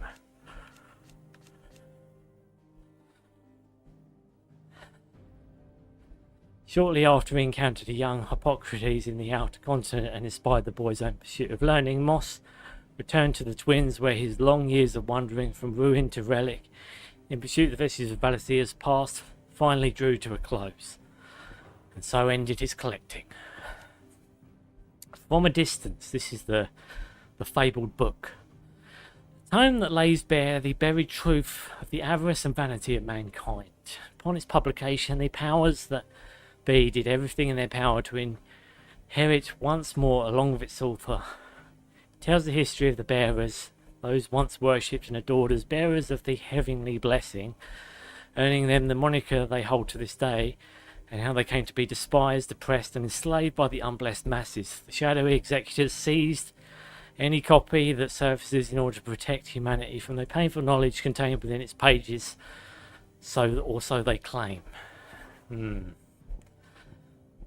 Don't think you need a book to know that the bearers were persecuted. But I suppose the history that they were once beloved, maybe, is a bit of an interesting one. Logos. It ultimately uses mythos to describe the vessel he has long awaited, one which he can pour his soul and cast his supreme spell. Logos indicates its blasphemed form, a vessel over which the will of another has complete claim, making of itself a false god. Okay. Mr. X, if Stitch would be a dominant, he'd be a dominant for a Wikipedia page. He just transforms into a giant lore book. That's true. And I'd do it well, you bastards know it. And you'd read every page because you'd be so enthralled in my knowledge. I'd be a better version of Hippocrates. Anyway, in Ultima's eyes... We're not talking Final Fantasy X here, are we? In Ultima's eyes, mankind's greatest sin is the awakening of free will. His servants straying from the path their creator laid out for them and forging one of their own. However, Clive contends that this is a sin by which Ultima is equally sustained. And indeed, if humanity is indeed Ultima's creation, does not their every action, every emotion stem from him? Yeah, he had free will to create them and he did, so they've got free will to do it, yeah. That's why I suppose it is hypocrisy of sorts, I guess, yeah. New World. The Paradise Ultima seeks to summon into creation one free of the blight that almost ended his race. Though Barnabas believed that he and his fellow faithful would be allowed to join his deity there, he was mistaken. Only Ultima and his kin shall have a place in this new paradise. Paradise freed not only from blight but from humanity. How is he going to take them with him though? Like, how is he... He'll turn into Mythos, right? How's he going to take his chosen with him? He's not. He's just... They're all going to die and he's going to create another world, right? He's going to burn this one to the ground and build another one on the ashes. At least that's how I took it... What I took it to mean anyway. Imagine one of the... He shoots book pages with triangle. Yeah, like a Super Soaker 5000. You better be right. Imagine one of the skills he just read for an hour and enemies fall asleep. You love it really, Bob. You love my lore reading. Kidding. You love my lore reading. I know you do. I don't even need to ask. It's not even a question. Dusk crystals. Shadowy shards that can be used to cast magics just like any other crystal, but are far less resilient, cracking after only a few uses. They appeared on the black market soon after the skies darkened, and it was from here that Karen obtained her sample. The shadowy shards that line the hall of the Sage Spire, Famiel and his associates have long mined these crystals to provide for their people. The sudden outgrowth that accompanied the darkening of the skies provided a bounteous yield they elected to sell for profit. Their close resemblance to those shards that make up the mother crystal suggests that they, too, are linked to a heart, one that sleeps somewhere within the tower. Dun dun dun. Dark crystals, the shadowy shards that once lined the walls of the Sage Spire, they were a product of the Fallen's ambition to replicate the original mother crystals, and though their reproduction was far from its model equal, in terms of the strength and stability of the shards, they faded just the same when their heart was destroyed, and are now worthless. Man-made heart. Fucking Omega. What a bastard boss that was. The heart of the artificial mother crystal that sleeps within the Sage Spire, it closely resembles the hearts of the true mother crystal, although the Fallen chose to keep theirs inside some manner of Magitech shielding system. Until that is, Clive and his allies came too close for comfort, and Tower's intelligence ordered it evacuated to an inner chamber. Like the heart of the true mother crystals, it leached huge quantities of ether from the earth. Fallen, however, designed their own to conjoin with their ultimate Magitech monstrosity Omega, inspiring it to even greater limits of destructive power. Yet even with the heart's strength at its disposal, Omega was no match for the might of Clive and his allies. After the iconoclast met its brutal end, so too did the heart. That spider monstrosity. What a fucking nightmare that was. Anyway, specimens. Beasts and beastmen captured by the Fallen and held prisoner in the Sage Spire. The variety of species on display suggests that they were collected from across the length and breadth of Valisthea. Many are barely recognisable from their modern day counterparts, though whether this is a result of those creatures who escaped imprisonment, changing over the ages, or the experimentation conducted on those unlucky few who did not, remains unclear. What is clear, however, is that upon being released from their cells, they will dutifully obey the Tower's orders to exterminate invaders. Intruders, whatever. Research logs left behind by their captors suggest they were intended to be used in the Fallen's experiments into crafting crystals from an organic seed. Those on the lower levels appear to have escaped much of this experimentation, being released from their cells to drive out intruders. Those on the upper levels, however, exhibit strange crystalline structures conjoined to their flesh, proof, if ever more was needed, of the Fallen's ambitions for them.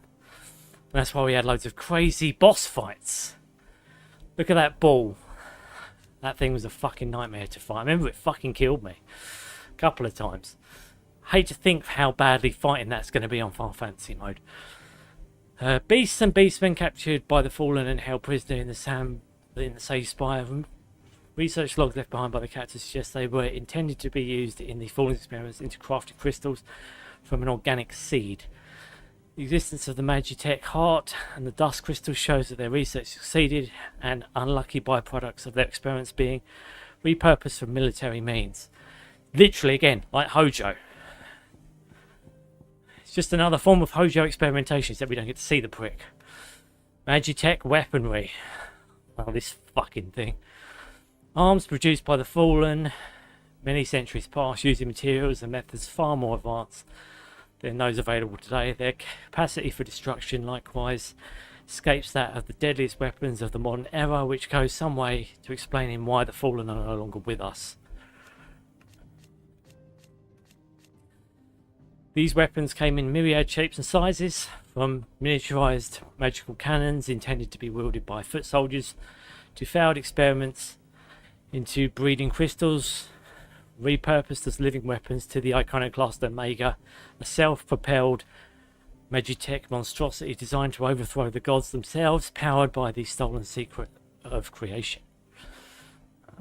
Okay. Iconoclasts, by far the mightiest of many Magitech weapons produced by the Fallen civilization. The name Iconoclast means destroyer of the divine, and this is exactly the purpose for which they were created, to overthrow the gods, that humanity might rule over all creation.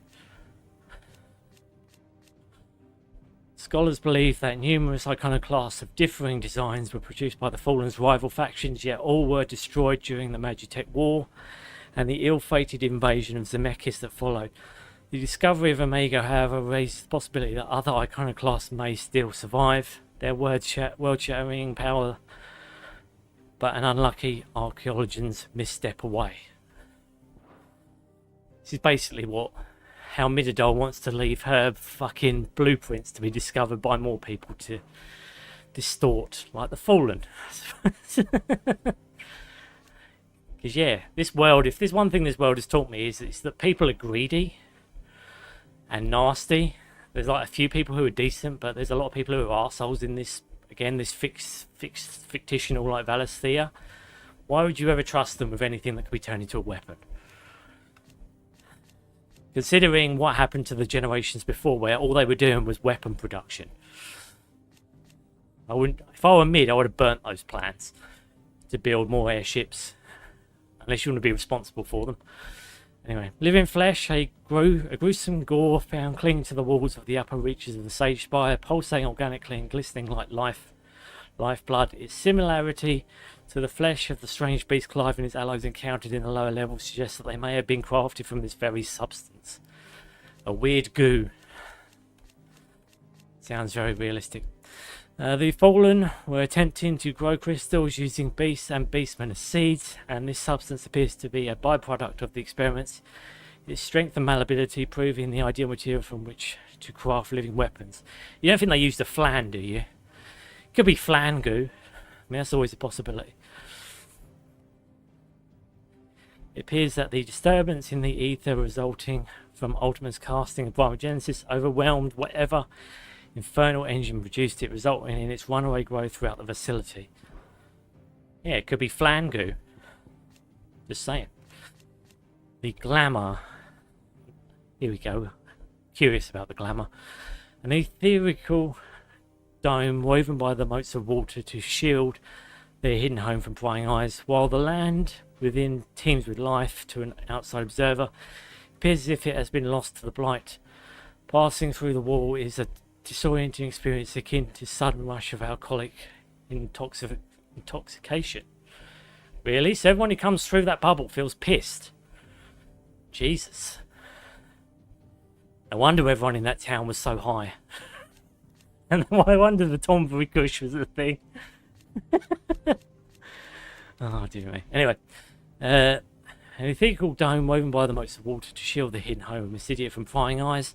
From the outside, it appears as if the land has been lost to the blight, yet from the inside, blue skies so over lush, cush forests teeming with life.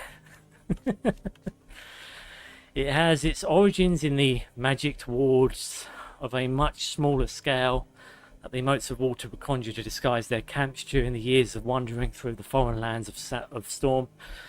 On settling in Mysidia, they elected to cast a similar spell over the entire land, crafting their crystal-filled cans and labouring night and day to attune the spell that the outside world might see the area slowly succumb to the blight. So they played like a big... The water is like a big HD screen, and they just played like a reflection of the current world, so it looks like shit. Nice. Okay.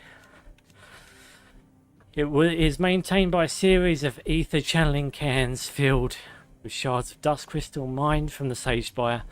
Now that the Magitech Mother Crystal is no more, the motes of water have only a small stockpile of dust crystals remaining to sustain the glamour. It is but a matter of time before their supplies are exhausted and they're certain, and their curtain finally falls. How do the crystals still work? Like, when we killed Omega, didn't that kill all the crystals? So basically, how are they still powering it? Thought when all those crystals died, it was fucked. Never mind. Anyway. Chronomancy. Secret of controlling the flow of time by means of ethereal manipulation. It was devised and perfected by the Witch of the North, who was tasked by the Thanes of the Northern Territories with finding a way to store or prevent the fall of Drakeside. After a lifetime of toil, she finally perfected the spell some 80 years ago, but it was too late to save their doomed Mother Crystal. The motes of water would later put it to another more sinister purpose, that of creating a new Mother Crystal by freezing their baby dominant in time. Alas, that plan too resulted in failure. The witch's magics succeeding only in preventing the extermination of the people by an icon's fury. The dominant of Shiva, whose mastery over the element of ice extended even to the freezing of time. She taught the secret of her spell to the motes of water, who cared for her in her dying days. Alas, it brought them only pain. Their attempt to create a new Mother Crystal ending with the tributaries child trapped in time, and they had to be freed lest Leviathan's fury destroy them all. Some 80 years later, Shula and Jill worked together to unweave the magic from around Walius, letting the child live again at long last. Now I'm starting to think about it. That ice thing, that wave that's still frozen in time, is that part of their illusion? Because I remember I keep wondering why that hasn't unfrozen. But maybe it's part of their illusion of that fucking water crystal thing. Just trying to give them an out, I suppose. Glamour cans, glowing pillars of stacked stone found scattered around Mysidia. The crystals within them maintain a glamour that keeps the land hidden. They do so through a constant channeling of ether, much as municipal shards, fire forges, fire fill wells and light lamps elsewhere in the realm. Constant maintenance is required to ensure that the spell does not fade, both in the replacement of spent shards and the careful attunement of the flow of ether through them. The latter duty is one only a bearer can discharge, and another reason why the motes of water embrace those born with the gift of the gab. They are filled with dust crystals mined from the sage spire. The magic they channeled, maintaining the glamour that keeps the land hidden, giving the dust crystals fragility. Placing shattered fragments is an unending task, as it is carefully attuning the flow of ether through them. The skill with which the bearers of Haven have handled this onerous duty for generations is another reason why those born with their gift are embraced by their fellow motes of water. So they wouldn't if they weren't getting something out of them, is basically it, yeah? Anyway, the magical apparatus by which the spell freezing Valisthea and the surge in time was cast and continues to be sustained. It was erected in the Air of Hours, the temple that sits upon the city's highest peak, the only place that offered a broken line of sight at Drake's Eye, where the spell was originally intended to be cast. At its heart sits an immense shard of crystal cut from Drake's Eye, through which the magic has been ceaselessly channeled for 80 years. The Vare was designed and built by the Witch of the North, who imbued her own ether within it. On Clive's approach, the spectral knight materialised before it, wielding a blade of ice and determined to prevent the passage of anyone who would undo her spell. Whether this spectre was a fragment of the witch's power or a melding of her ether and another's remains an open question.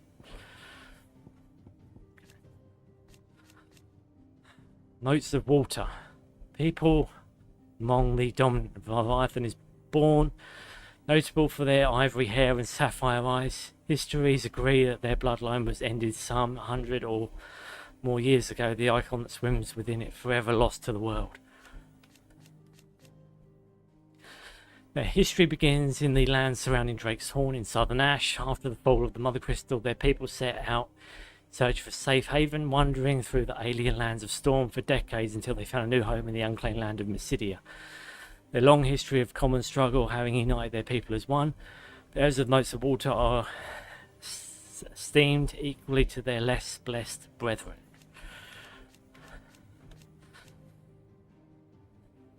People among whom the dominant of Leviathan is born, who fled from Southern Ash after the fall of Drake's Horn. Their wanderings took them to Eastern Storm, where they were persecuted as heretics by the nascent Gregorian Inquisition and driven to the brink of extinction. A few survivors fled north and west, where they found a safe haven in Mysidia. Alas, their attempts to revive their people's fortunes by harnessing the power of Leviathan to create a new Mother Crystal ended in tragedy. The babe that was to be their saviour frozen in an unending torment. It's cold shit, man. Crazy that they're the ones being chased, isn't it? Anyway, after years of wandering through the unwelcome lands of Storm, they finally found a second home in Mysidia. Though the tributary of the times attempt to revive his people's fortunes by harnessing the power of Leviathan to create a new Mother Crystal, I don't see how a dominant or an icon could create a Mother Crystal, but okay. They're trying to pull a Mother Crystal from an icon. Yeah, I don't even see how that's even possible. This may have been an unforgivable sin. It was not an irreversible one, as Shula and Clive proved when they delivered Valisthea from his 80-year imprisonment, reuniting the family at long last. Is she his family, though? Is she actually his great auntie or something? Elders' blessings, originally native to Southern Ash, these flowers flourish on the banks of freshwater streams, their stems yielding fine yet durable fibres, and their petals a lasting blue dye. They have long been treasured by the Motes of Water as both crafting material and symbol of their tribe. When Drake's Horn fell and their long years of exile began, the tributary of the time ordered that the seeds of the flowers be harvested, that the people might plant them wherever they stopped to water, bringing a piece of home to the foreign lands through which they wandered. I actually think if there was going to be, if they were going to do another game set in this universe, it should be a prequel, so we could see what the Fallen were like.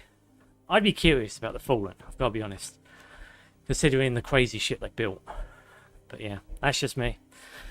Get to see all the icons in their earlier days as well. Get to see that witch save Mysidia and all that shit. Could be interesting.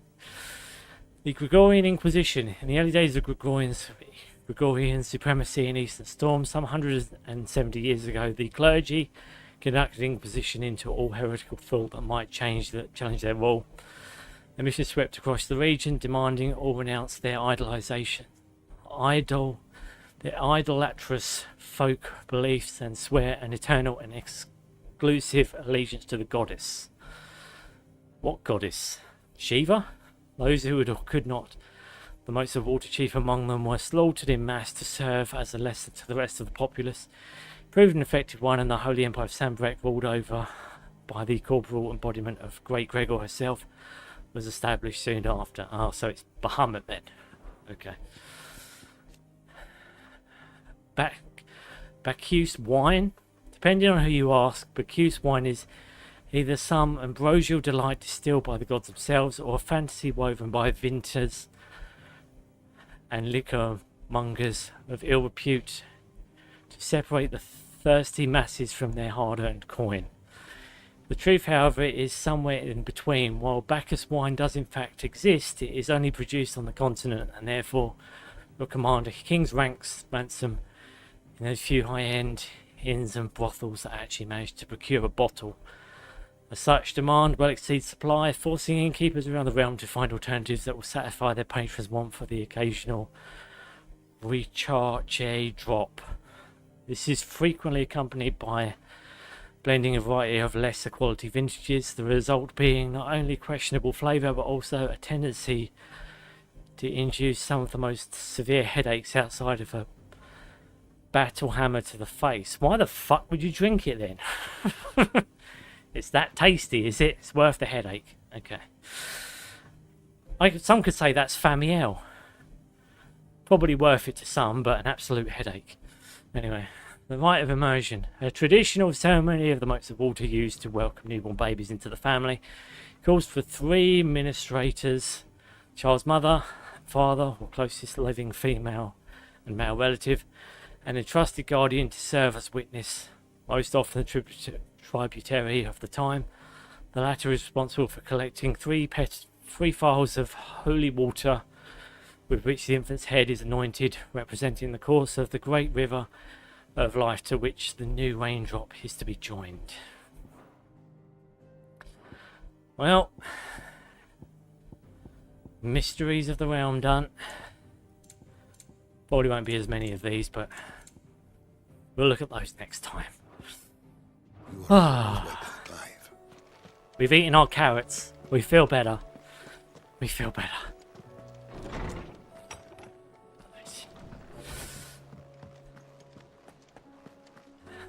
The tummy feels a little bit better now.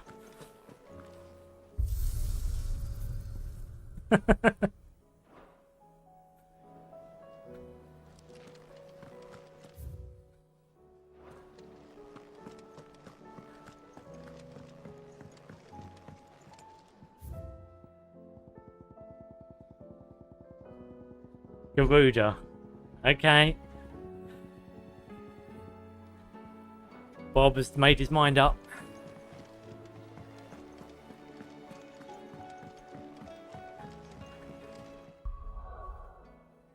Right, where are we going for Garuda, Bob?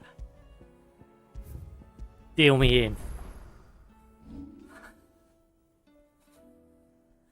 Garuda, well, I think would have to be quicker. She's going to be near... She going to be near Rosaria? Or Sanbreque?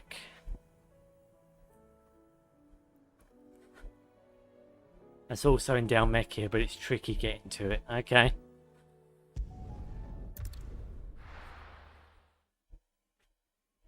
Show the local map to Dalmekia. Garuda has fast attacks, remember about dodges. How do you, Mr. X? Right, so we got a tick next to that one. That's done. This is the local map. What are you thinking?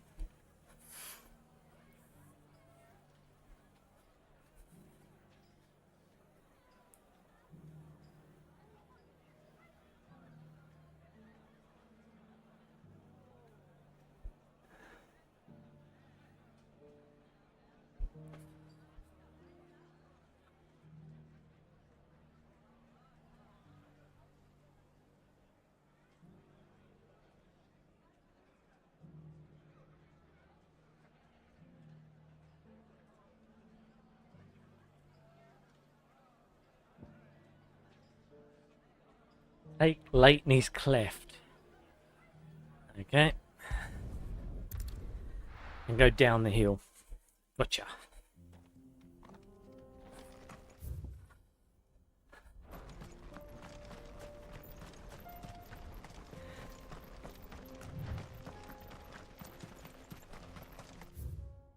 You will not be able to get to it from the Crozet Echoes. Okay.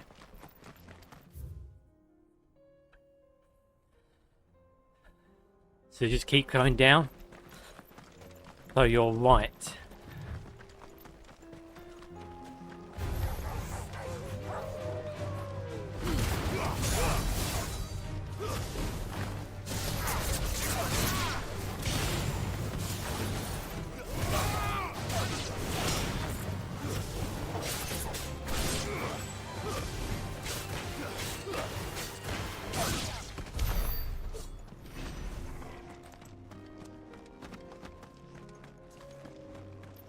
Go to Dracos Deep. No, you're going the wrong way. Oh, really? Down the hill. Oh, okay. Didn't realise you... Oh, right. Okay, the other way. Okay, I get you.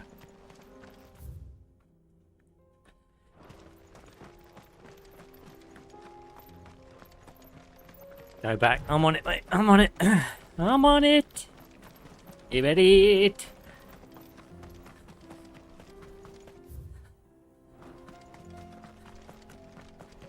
Forgot there was another route anyway down here.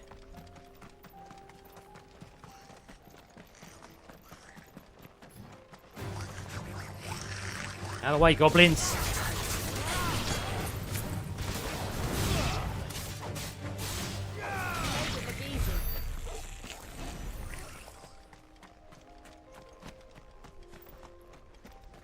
There you go. So we need to go this way down to go to Dracos Deep. So this way. Okay.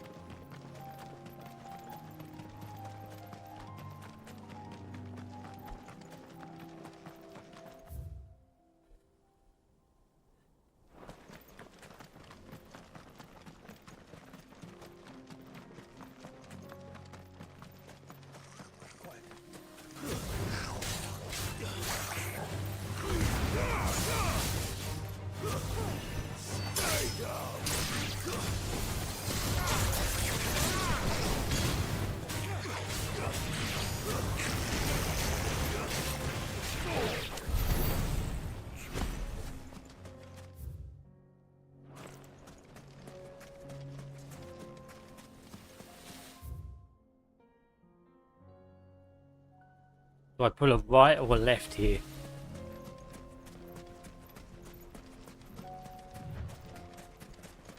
It's down here.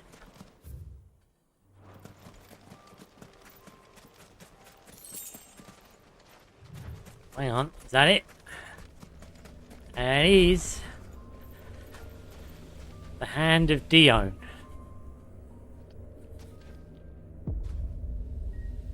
Trial by farts. Tasty, tasty.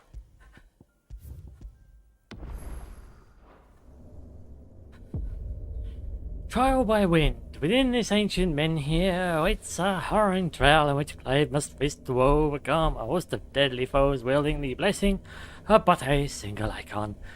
Garuda Matata. Hello, pretty mama. Let's do it. Let's do it. Alright, so summon thin claws. So we got gouge, we got wicked wheel, deadly combo, and a 4 melee combo after drawing an enemy into deadly embrace. That sounds doable. It's to topple a partially staggered enemy. Ah, yeah. That one is going to be good for the bigger monsters, isn't it? Need to get him to half health. Strike an enemy with gouge while tapping the button to extend the abilities with full duration.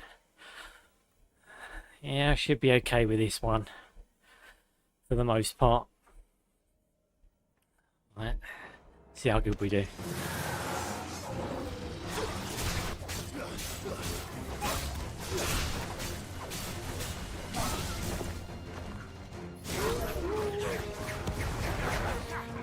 Wrong button.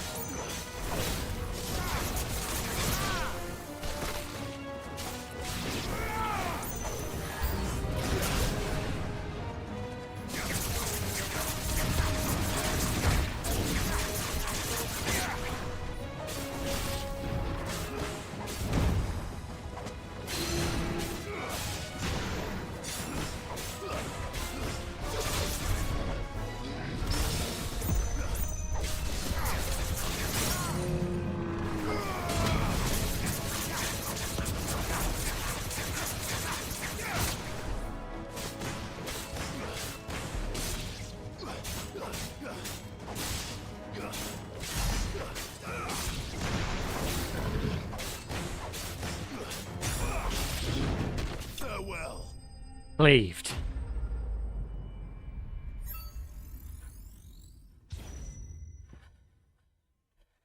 Try using circle while you're in mid-air. Okay. Yeah, I didn't do too many where I pulled them in and did the 4-hit combo either.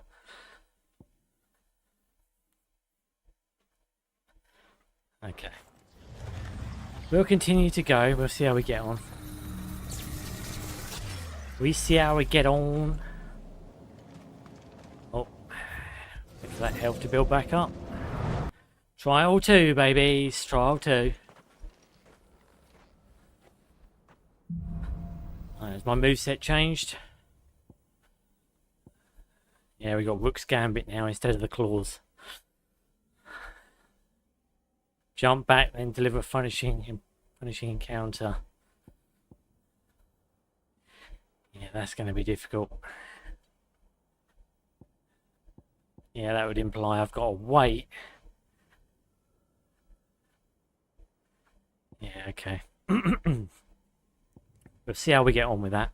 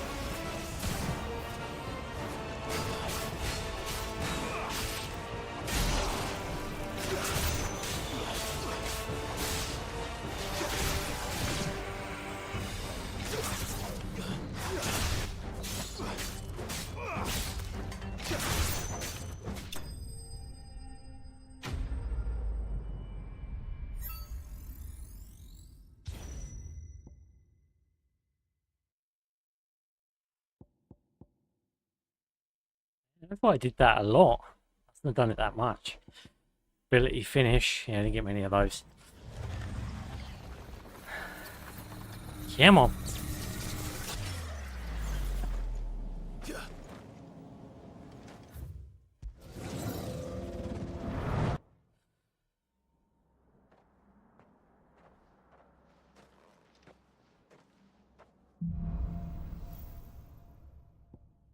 Any moves changed again? Oh, we've got aerial blast now. Get the most out of stage 3. Okay. We'll give it a bash.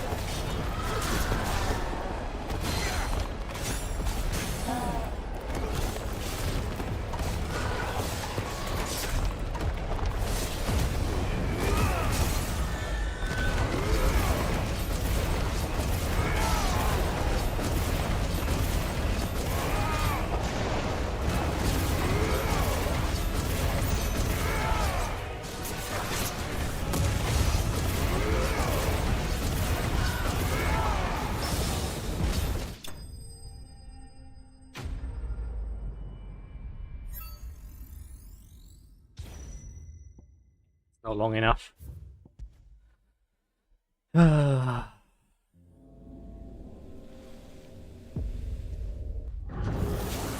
Didn't think the most speedy one would be the very difficult one. Then again, does track. 54 seconds to kill the last trial ain't going to be enough. Even I know that at this point.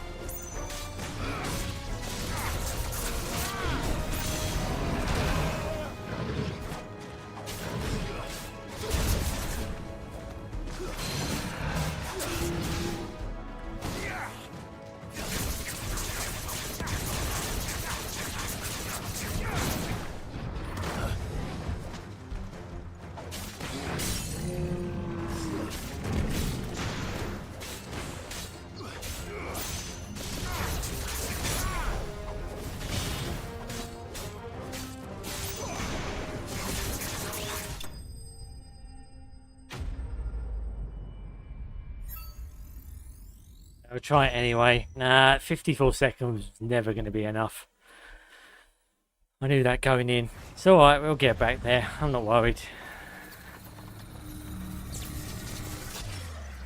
I'll do better this time. Just need some better dodges. Doesn't help that you keep getting ranged enemies. They want me to do that fucking counter, which I'm not good at.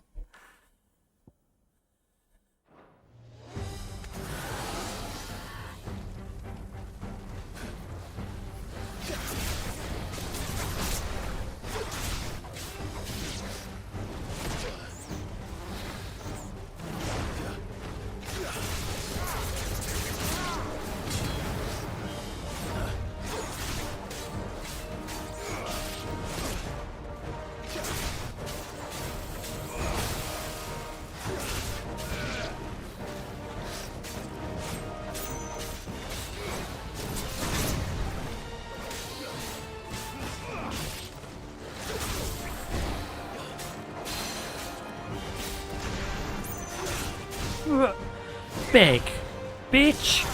There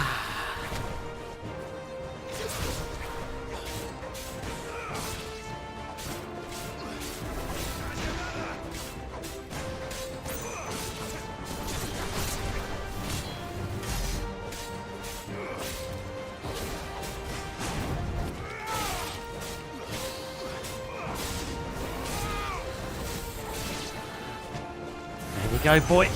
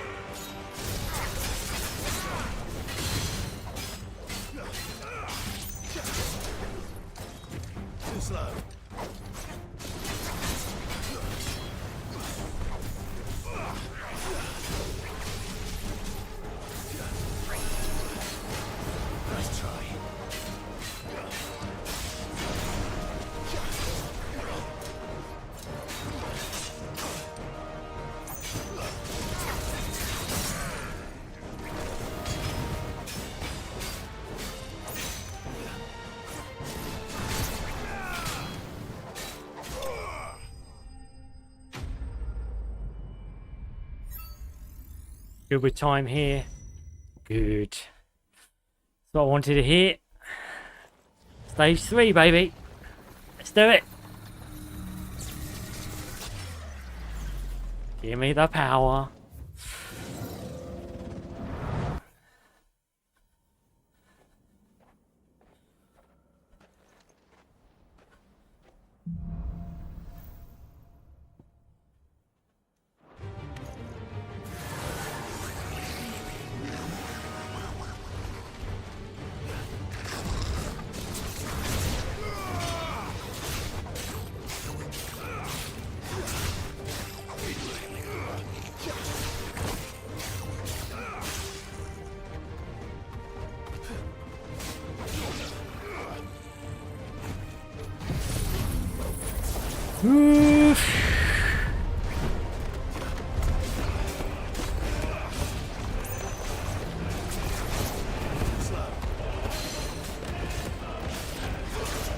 On your knees, bitch.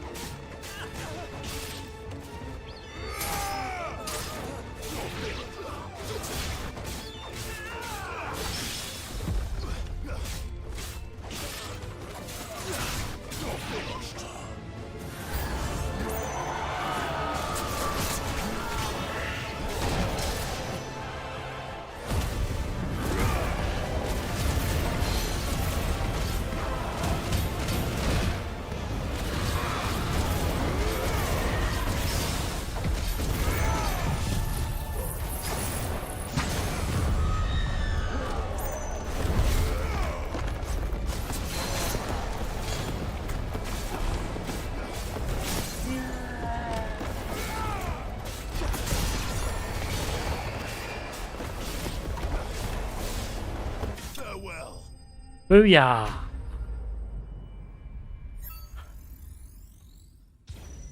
$341.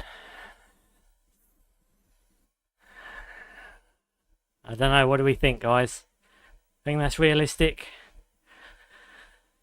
To kill whatever this final threat is? What is it? What is it? What Stitch you got to fight now? Is it a bacon sandwich? Because then I'm not that scared. Try it. Oh fuck! It's a curly shit. Easy W, really? Okay. Final stage. What have we got? We've got gouge. Oh, and we've got the finisher. Okay. All right.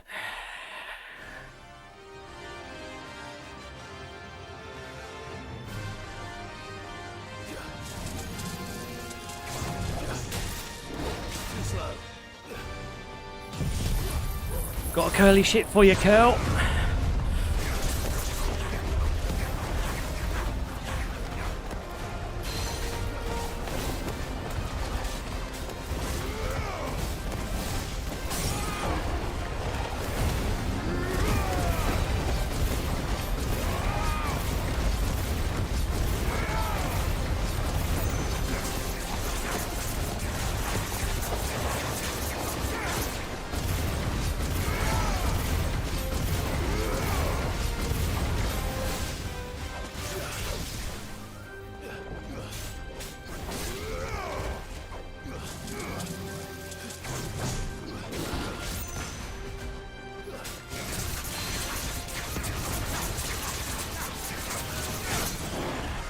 And you go again, boy.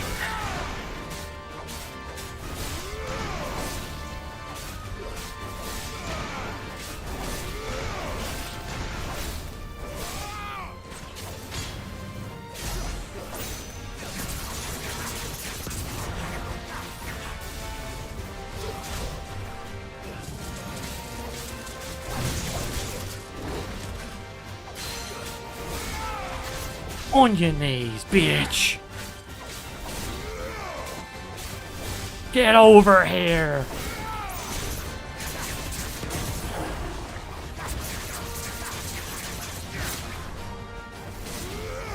Ah.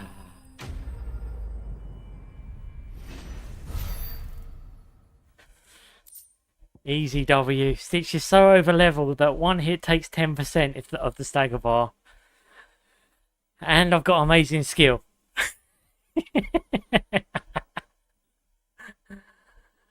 No, I'm just kidding. The first challenge was by far the hardest one.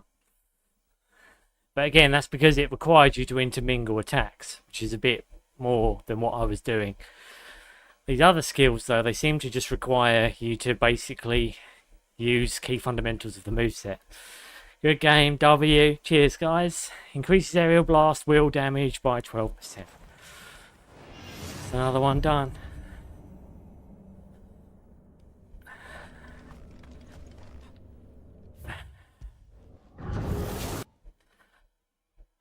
Alright, so how many's that now? We've got 3 done this stream, haven't we? We got Ramu. We got Ramu, we got Titan, and we got Garuda. So we've done 5. How many are there? 5. 2. 7. Yeah, 7. Oh, 8, I suppose, technically, because you've got Phoenix. Oh, but then Phoenix is here. Okay. Is there any free set? Bahamut? Yeah, sure. Let's do Bahamut. So we got Bahamut, Odin, and Shiva, I think, and that's it, isn't it?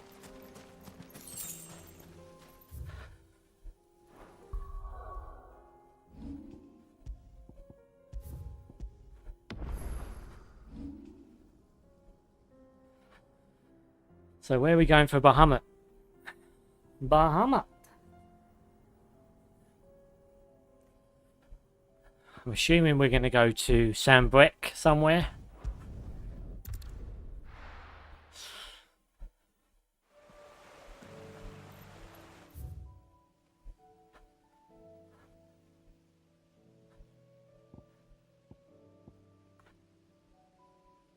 Oh, here we go. Hand of Mimas. Yeah, there. So I think I've already seen this one. Just didn't do it. We'll go all the way over to there. To Northreach.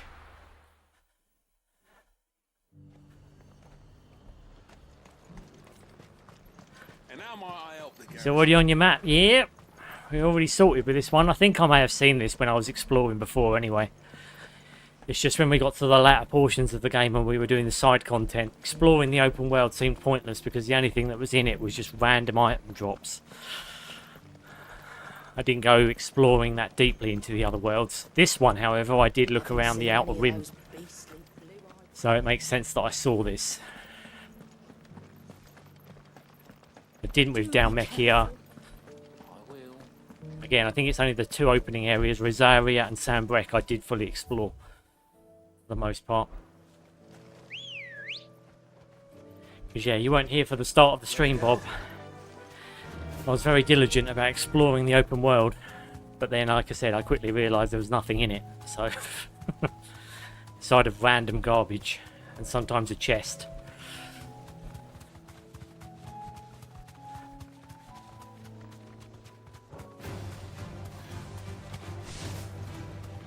You're not. I'm not staying for you, cock.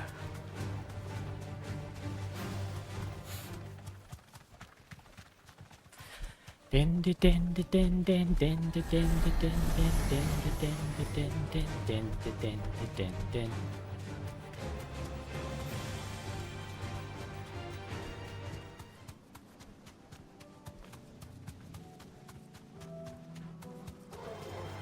get surrounded.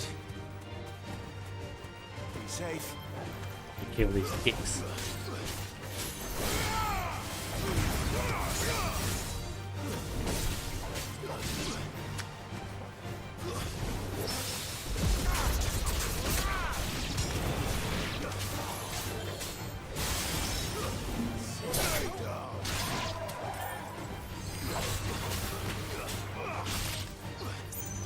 Well, I'm assuming, Bob, all bets are going to be off when it comes to doing the Final Fantasy difficulty, no?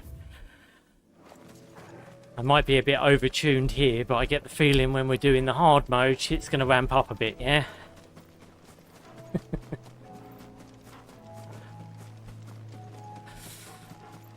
At least I would imagine it would. Hard mode in the other games has been pretty shiced in terms of how hard it is. Remake and Rebirth were no joke on fucking hard mode.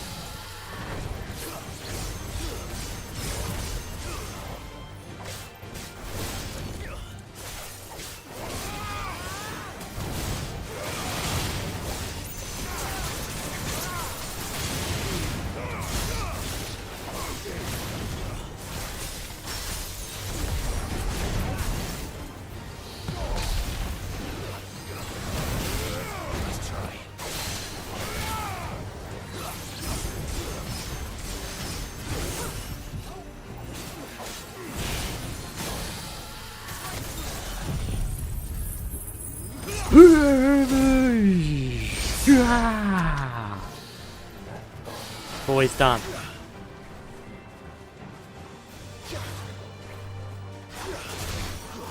But you dicks are wishing you never got involved in my business now.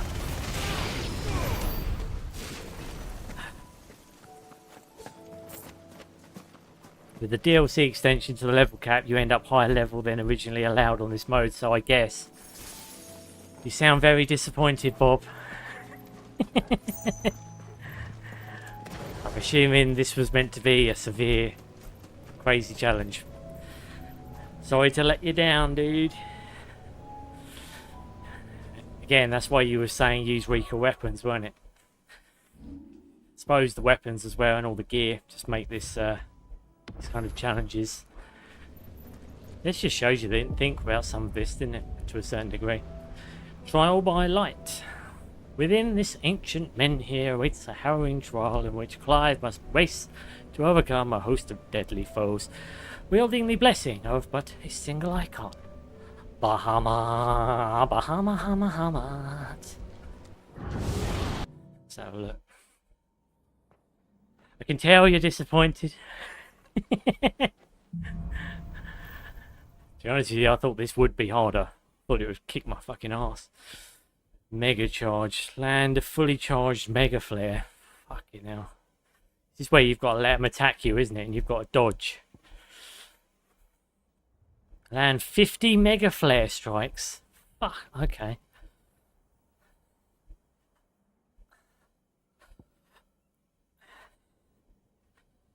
Flare breath. What have I got? Flare breath and satellite. I think the final Chrono Trials have pre-established gear, so has a balanced mode for it. Ah. Okay. But not required, of course. No, just press circle as the dodge. Oh, okay. You don't need to stay in the form. Oh, really? Okay. Interesting.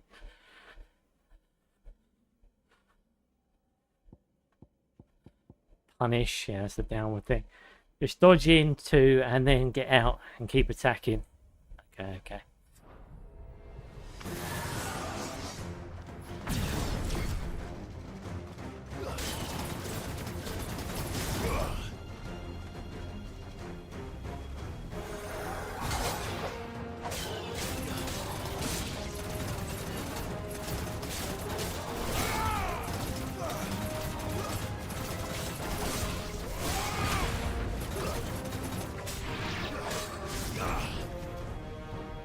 I can't escape it once you're in it.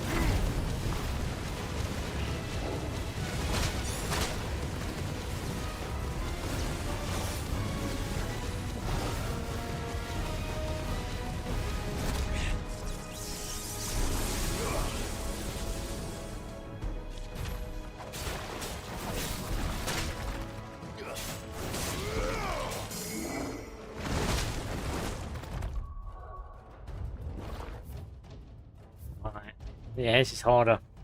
This one's a harder one. You can still use satellite in that form. Yeah, but it locks you into it. I didn't know how to cancel it. You have to press circle and then X to cancel out of it. With all the other abilities, just press circle again and it cancels out of it. Don't know why they felt the need to switch it up for this one. It's just weird.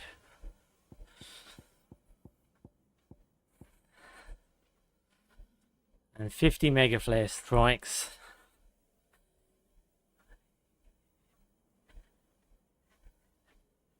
I mean, that's a lot of times to hit an enemy, but okay.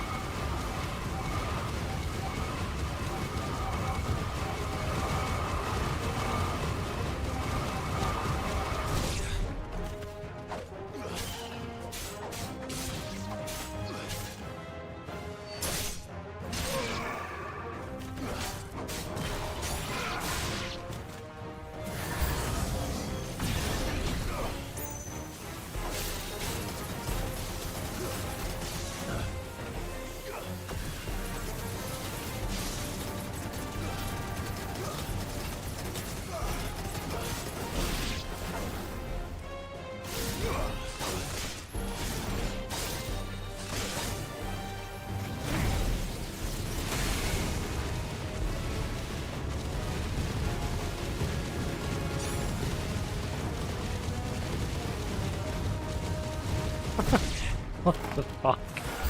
Okay.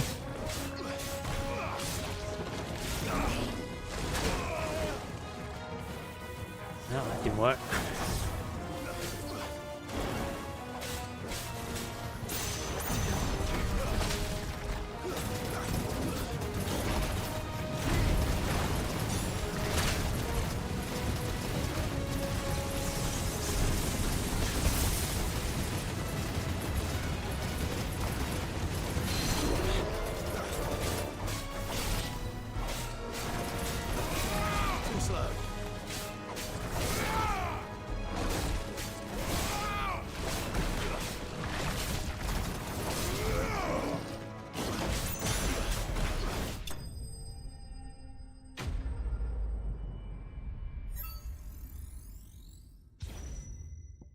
Press triangle while the satellites are up. It doesn't matter what else you're in.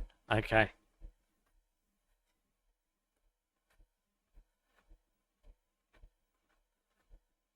Oh, you mean what with the wings? Like, yeah, but then you can't do normal attacks. That's the problem. I'm trying to get some normal damage in.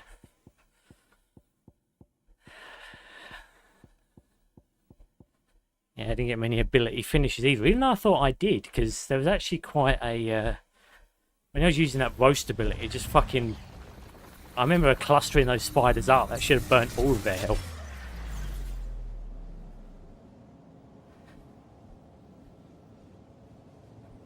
Instead of just waiting in the form. Yeah, I know, but then you can't do normal attacks. That's the problem I have with it. I need to be able to do normal attacks to knock the health down. Problem with the dragon form is you can't do shit all else in it. Outside of your 2 magic spells. Which, again, take a while to charge up. So it's difficult. I get what you're saying, I just don't know. Collateral, impulse, satellite again, precision dodge, punish, ability finish, multi-burst. You could always do multi-burst if it came to it.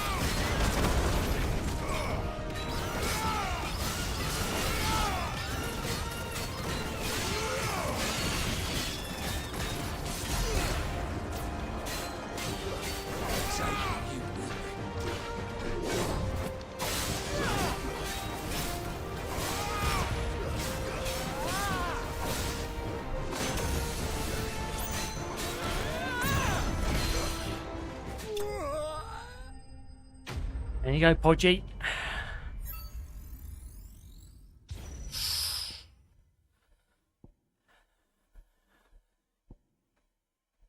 Impulse and satellite again. Don't understand what I'm saying. I'm saying to repeatedly press triangle in the form not R2 and triangle. Oh, what you mean when I've got the satellite up? Is that what you mean? Oh, no, you just mean generic triangle, don't you? While you dodge enemies. Ah, I get you. Okay, well, hopefully it won't. I'll try it. I'll try it. Let's give it a go. Why not?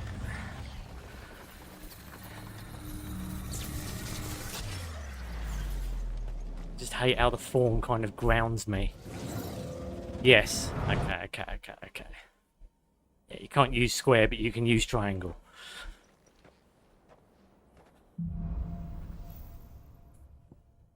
Oh, we got this time. We got Giga Flare.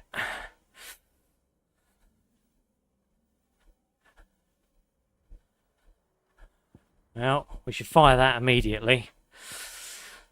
Impulse. Okay, we'll fire both immediately.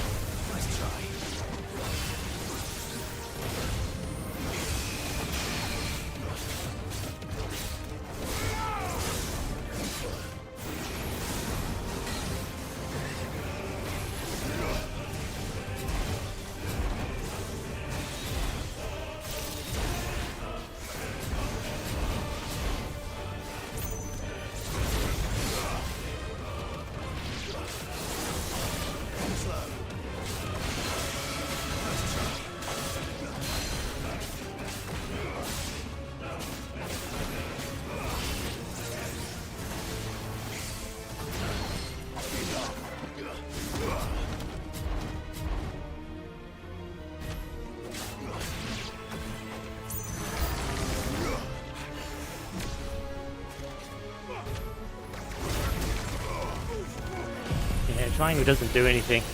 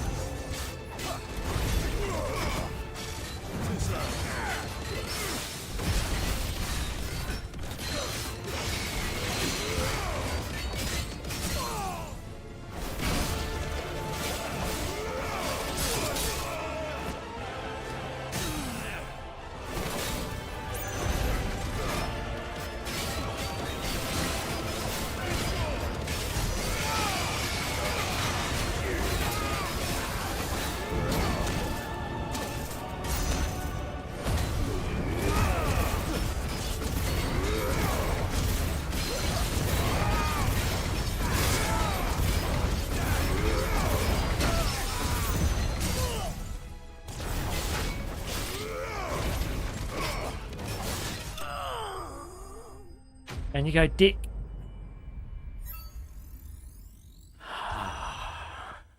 $405. Scratch that. Since why I said you know. Oh, right, you need satellite to do it. I get you. I get you. No, I get you now. I wonder why it wasn't working. See, that's what I mean. They just got all these weird little stipulations. Again, if I'd spent hundreds of hours in it, again, I imagine I'd have remembered most, or at least attempted to have remembered some of this shit. Again, this is where the skill gap between you and me is, mate. You know all this stuff inside and out. Good time. Good. Okay, this is a good sign then. I'm sure you guys wish I was suffering more. I'm sure you'll get your revenge in the hard mode. I'm sure there'll be something that will fuck me up, either a Mega or Leviathan again. Oh, fucking hell, it's this arsehole. Hand of Mimas.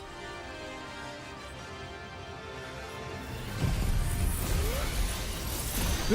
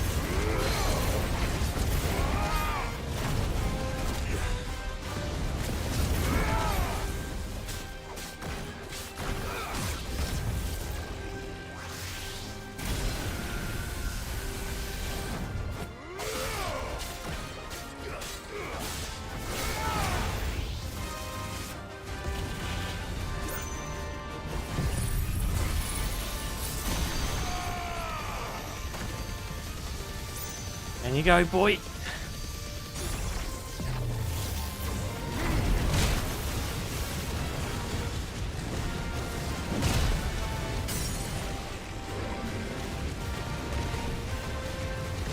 Nice charcoal grave for you.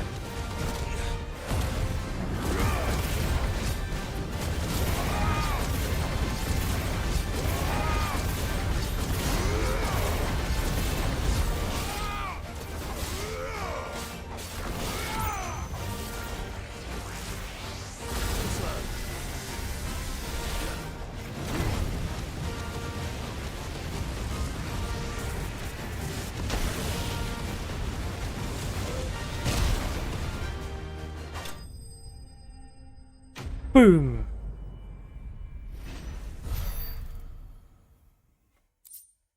Nailed. Increases Giga Flare damage by 5%. Whoop!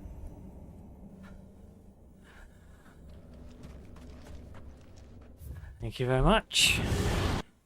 2 left. W! Good time. You did good, guys. Good game. Congratulations all around.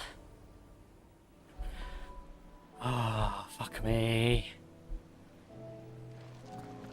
You didn't even learn how to use the icon, but you got the W. Nope. Yep. It's like you said. This is, I get the feeling this was meant to be harder than it actually is. I mean, they probably expect you to do this when they first become available, and they didn't tune the game to go up with your levels. But, you know, it is what it is.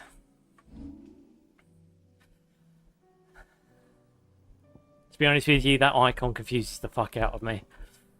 Bahamut's one of those weird ones. I think I actually find that one now more confusing than Titan, and I thought Titan was pretty confusing. Shiva or Odin? It's a Sophie's choice moment. Sophie's choice moment, guys. I imagine Shiva is somewhere in the Rosaria somewhere. That's why they have the final Chronolith challenges, I guess. Yeah. Well, when we get the plat, I'll have a look at them briefly if you want. Just so then we can mark how difficult they are, even if I don't get successful W's on them. That way, at least we get to experience it for the sake of the channel. Again, like I said, I still like to absorb all the content, even if I think it's completely out of my league.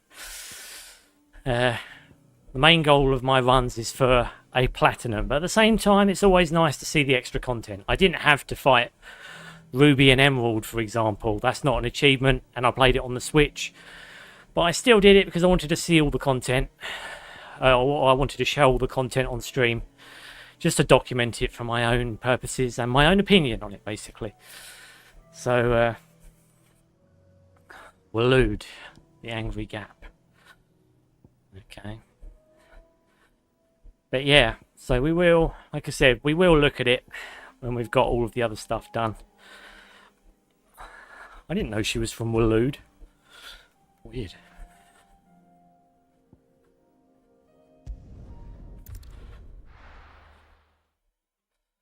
I just picked the wrong thing. I think I did, didn't I? Yeah, I think I did. Oh!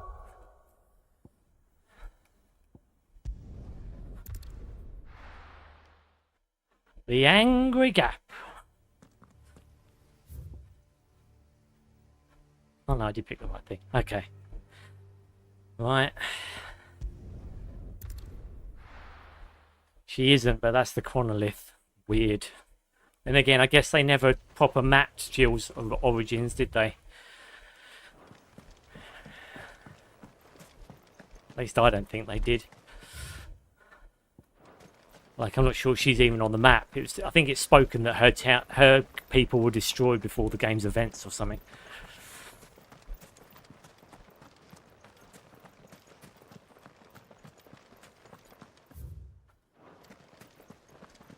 On the bottom left. Oh, what? Here? Or on the bottom left? Oh, here, maybe. Yeah, okay.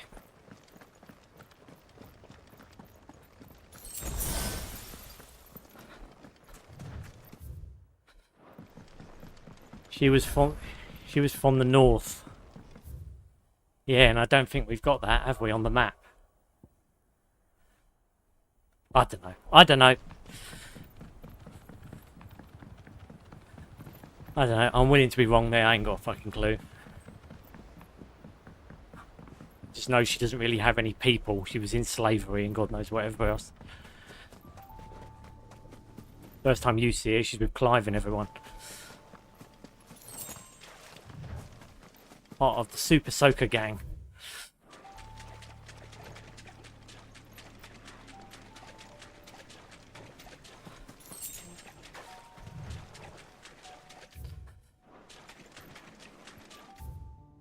They attacked Rosaria, Rosaria won, and Jill was taken as a ward. It's near the Leviathan DLC stuff. Okay. Yeah, again, I figured it. I didn't think it hadn't been mentioned. I just honestly I couldn't remember off the top of my head. This is where some of the information slips me after a time. You remember the important stuff. It's just the silly little details. Again, if this was my favourite Final Fantasy, I would know everything, and I'd probably know everything about it. It's just not. My love is always reserved for anything related to Final Fantasy VII.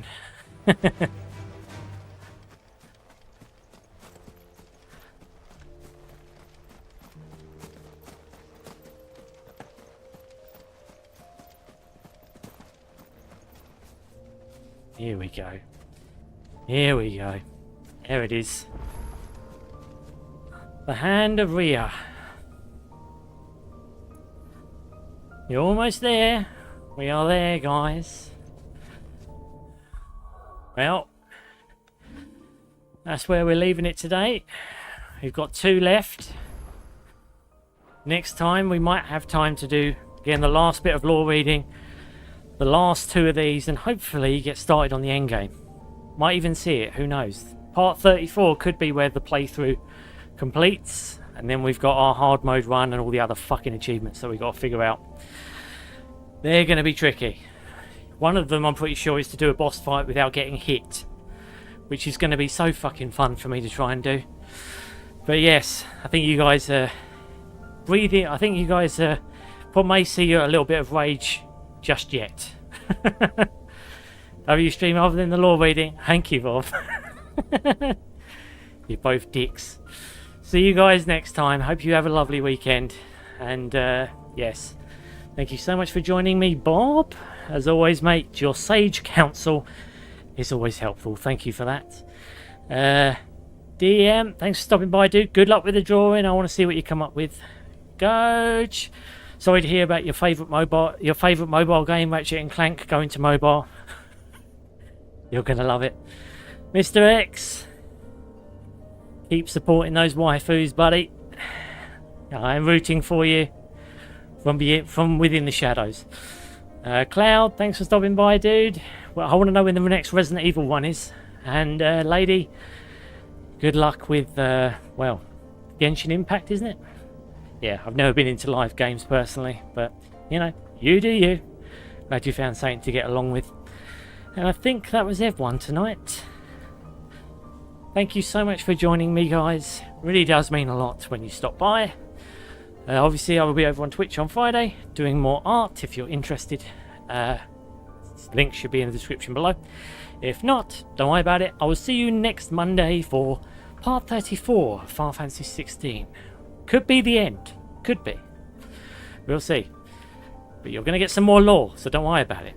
You can eat your carrots along with your favourite sausages and bacon. Anyway, see you guys later on. Have a lovely weekend, guys. And, if you enjoy my content, please try like and subscribe my way, as it really does help my channel grow and flourish. Alternatively, find me on Twitter at @HellotStitch, posting various news and updates. With that said, yeah, have a lovely weekend, guys. Peace out. Bye.